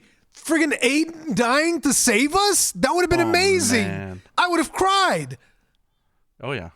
Like, straight up. Julius can come out later to help, like, honor his. Yeah, it would be sweet. There's so many things they can do, but they're just like, no, it's so far it has never been that game. And I would love it if they cross that Rubicon. They're like, nope, it is what it is. We're going to cross it. Somebody's going to die. I don't care if it's Fabius or somebody else that we know, but somebody dying would be awesome. I sidetracked us so hard, so I'm going to bring us back with a question to you because I don't know. But all the other the maps that they've shown, they've really focused on the 3 different states, right, and how different they are. Have they shown us anything about the ice map, or is it just they've only really shown us one state? They haven't shown us anything about the ice map, but they said that it's a land with snowy blizzards. So considering if In the windward plains, we have thunder. In the flooded forest, we have downpour of water. In the oil well basin, we have an This inclemency fire. that basically sets everything ablaze. What do you think is going to happen in the frost one? It's a snowy blizzard. It's going to be a blizzard. No, I mean, I think its default state is snow element. Like, what would they introduce to really make a stark difference between? I mean, like the the default plenty or state of whatever? the scarlet forest is wet. And it's inclemency, it's wetter. It's more wet. So it's Okay. like the default state of the Icewind spot is going to be like, oh, it's frosty. Guess what? Gets worse. Come on. You know what this gets me hopeful for? What? I really want Gameth to be in the game. I really do. She deserves to be in. I mean, we have an icy region for Gamoth, but who knows? Mm-hmm. I want to do that. Who knows? How do you feel about like, who knows the actual progression in the game? But if they're going off of their reveals so far, if they're saying that the first area is for sure the plains, right? Yeah. Is in the order we traverse in the story going to be like this? Then is the ice map going to be like one of the harder monster maps? Does that mean they're going to overtune so that Nursilla is actually going to be a much harder monster than she's been in the past? I hope so. That would be pretty sweet. Like I said, to me, anything that you're like, is this going to be harder? I'm like, I hope so. Uh-oh. Yes, please. You heard it here, guys. When we say get harder, that makes Rory very happy. Listen, you can. He wants it harder. I'm not gonna say anything. I was gonna say something that I was like, actually, let's not go there. Let's just not go there. I am immature. I realize that. We are both 40-year-old child. That's what we are. Yes. 40-year-old children. Okay, well, we'll finish up with some more of the ice map stuff if you have other stuff, because there's Rove. a few things I want to jump. What'd you at, think but about Rove? I'm not. What? What'd you think about Rove? What's Rove? Rove v. Swade? What? What's Rove? Rover? Rove. What's Rove? The wood that is guiding us. His name is Rove. Oh, yeah, sure. You don't like him? Dude. I like him, but I mean, it's not like he's a character. He's just He's a major character. What do you mean? The Woodwoods. If you look at the Woodwoods during the previous, the previous trailer, the Woodwoods are like forest ours. You respect. And this one's like this one's like, oh yes, you go all the way to the end in this direction. It's I like, gotta hear the English voice. I was not feeling his Japanese voice. It was oh like yeah, really the English deep and almost voice, like comical. The English voice is not comical at all. It's like, I mean, I guess you can see it as comical because it's a furry little creature. It was like super anime in Japanese. It was like really deep voice, like I'm like, what the heck? I mean, it is deep, but it's more a deep of like a learned creature because apparently he travels a lot far away from his hometown or whatever. So he travels throughout the. You know me, man. You talk about the main cast of characters. All my eyes are on Gemma. Everyone else. Yep. That's cool. That's cool. Okay, yeah. No, they seem pretty cool. Rove looked like an interesting little character, but yeah. Rove, what's his? What? Yeah. No, I'm just curious if that's his name. It is his name. Yeah, it is his name in Japanese English as well. I don't know what it would be in Japanese. He's in the Rove. character I love section. His outfit though. His outfit is awesome. And the other characters, that's where he is. Yeah, he's got a cool outfit. He's got a sweet hat. So it'll be interesting to see. But and I'm gonna quick check. Yeah. While you're checking on that, Fabius Ruro is his name. Ruro. Okay. Rurou. Ruro. Ruro. It's almost like me. That's in Dragon's Dogma 2. That's the moniker that I use for whenever. I mean, he's got the censor Rurikhan colors, the deep dark reds and browns. Maybe he's a Gunlance user. He probably is. I'll have him instead of my Palico then. How about that? Yes. Oh no, by the way, you have to make my Palico. You have to make my Palico because he's going to be called Gaijin Hunter. So you have to make him. Oh, that's awesome. You got it. They did warn that anything you do in like the beta for character create, they said that the value numbers are going to be different in the actual game. So if you just are taking down a memo of like, okay, I used like 135 and But you can 55, import like it. it's not going to be. They said it's not going to be the same. There's It's going to be not going some to be the differences. So I exact think, same. yeah, I think it's fine for you if you import it, but if you're trying to share a recipe to somebody, Oh, and they try to punch in just the numbers, like people are given their recipe screen, it won't work, because the interesting. values will actually change when it gets translated into the main game. They had a warning about that put up somewhere, so. Oh, I It haven't only seen matters that. if you're sharing or you're taking a screenshot of someone's recipe. For your own, like importing it will be fine. Hmm. So We'll see how be that pans warned. out. What was the thing? Oh yeah, I wanted to ask you about Gathering Hub. Do we get one? Because according to this trailer, I'm kind of getting the vibe that we don't. I'm getting the vibe that we don't, but I think that would be. I I I can't want my judge it because little. if we don't, I want to know what we're getting in its place, and I can't judge whether that's a good call or not until I know. What if But I what we're love gathering getting? hubs, and What if what we're getting in its place is you just get to gather around the village? That's it. that would be BS. I'll just say that. That would be like what? And I don't see that being a thing because the Gathering Hall, the whole concept of it is so ingrained here in Japan and so iconic. Like they set up literal Gathering Hall areas during the festas that they do here, and you can go in there and like apply to get as a helper or someone who needs to clear their quest, and you'd bring your 3DS or your Switch and like people would play. The whole concept of the Gathering Hall is so ingrained here. I can't see them taking it out and not replacing it with something that is just as good or different. So I'm gonna have to just wait and see what they present. If they just took it out, then man, I'll shed a tear. Because like the vibe that I got when they were showing like social interactions and stuff in this latest trailer is that hey, this is gonna work like a gathering hall because they showed the whole scene where the hunters are all moving together and whatnot inside the village and they're greeting each other and you see the different palicos and sacrets and all of that stuff and everybody's like busy doing things and I was like yeah this is kind of like the vibe of a gathering hall except it's not a gathering hall, it's a village. And then you Yeah, see them out in the what are they called, the not sub camps, is it sub camps, I forget, whatever it is, the camps that you create yeah, to teleport to. You see like the four hunters. It the was pop really up cool camps. because they're like, yeah, the pop up camps, because they're like all sitting by the campfire and somebody's roasting a marshmallow and there's the guy like was that was really cool. I thought that was awesome and it's really cool to have those social interactions there, but at the same time, I want a gathering hall. I want a Yeah. gathering hall so bad. Please, gathering hall. But yeah, I think we might not get one. Not to mention, I love Alma, but we need a Gathering Hall girl, quest person. We do A quest gal in a a character, gathering hall.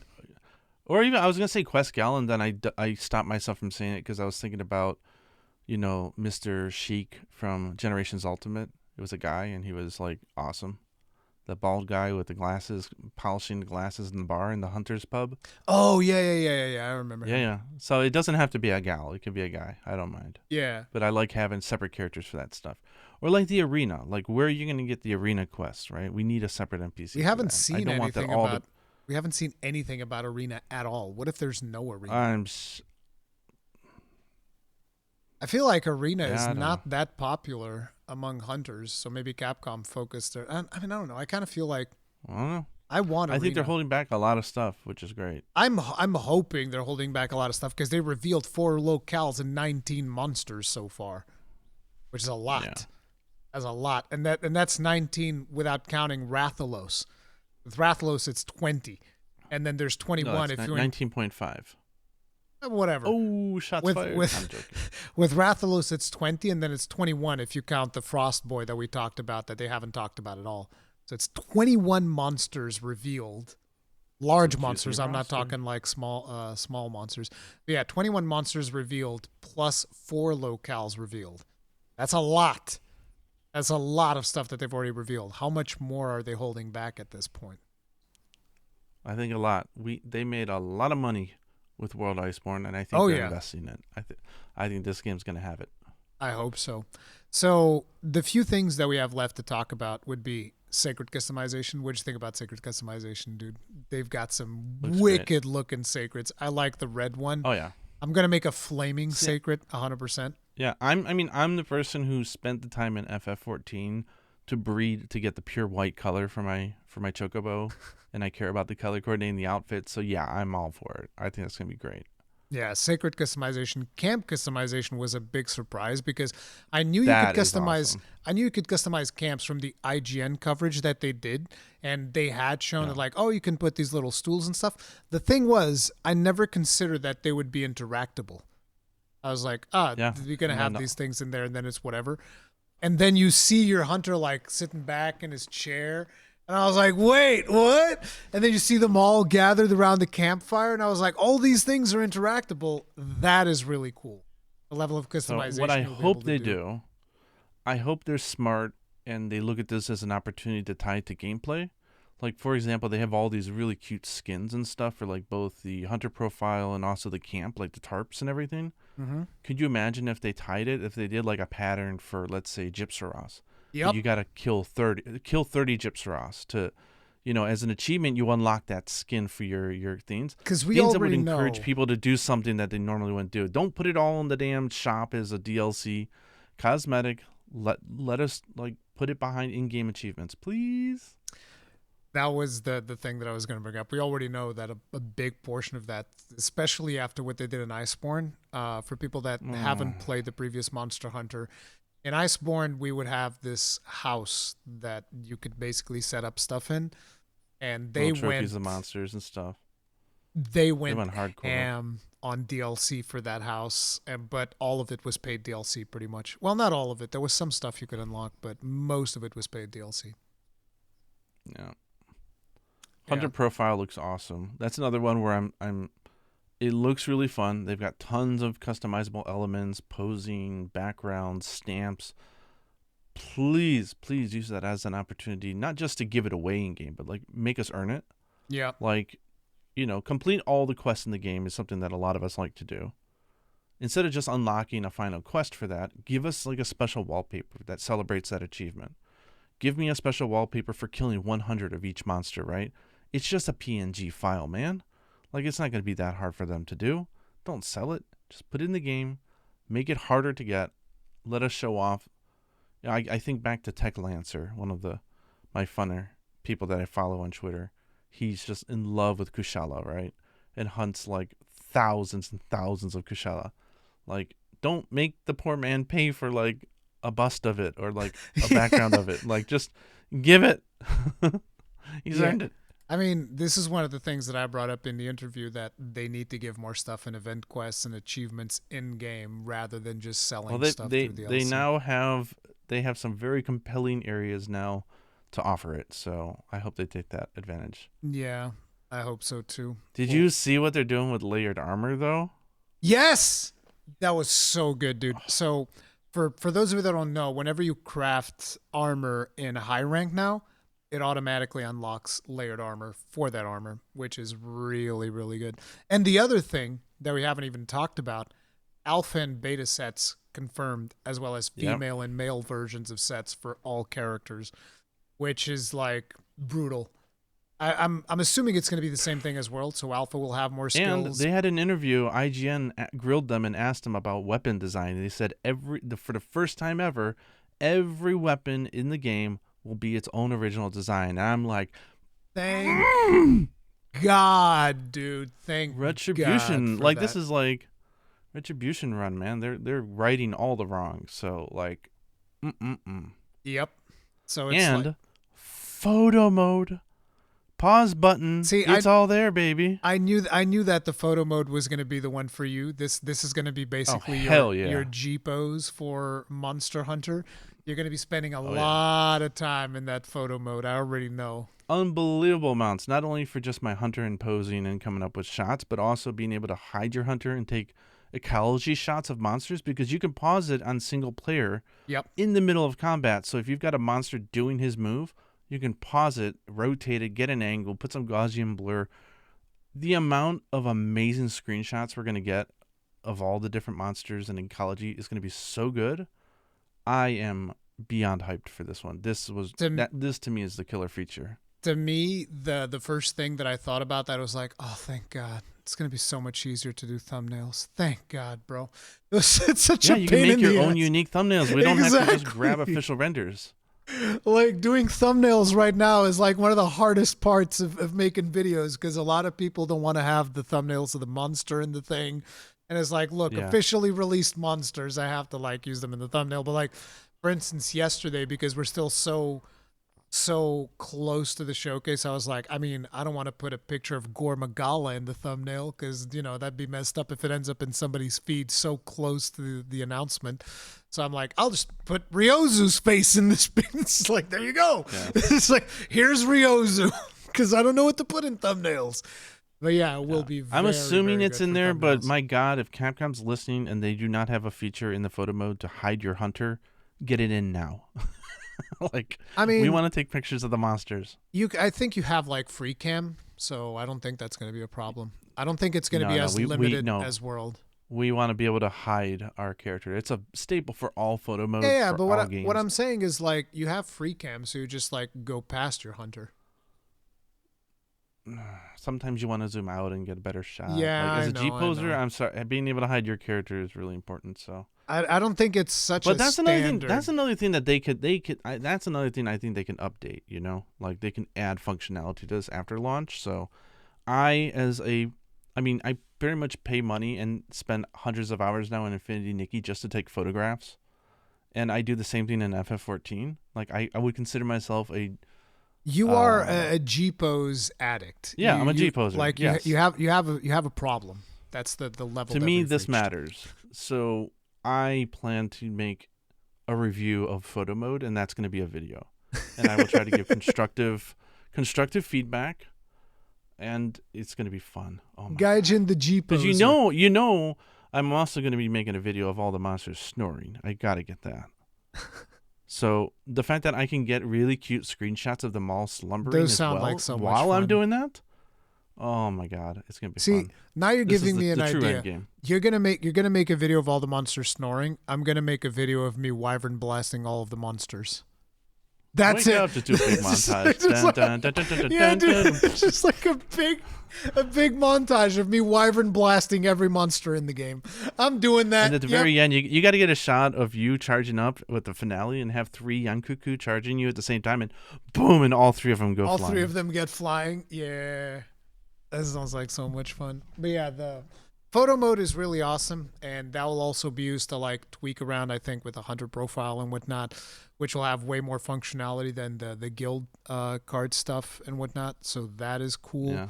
Layered armors whenever you craft high rank armor, which we already said, and the alpha and beta sets also being available. And they said in interviews that they're, because apparently Kaname, who's a lancer, never got a guard up deco in all of Monster Hunter World. You're going to be able to meld single. So they said single decos. You may not be able to get the god combinations of all this, but as far as like just having that skill on a deco, they'll all be craftable.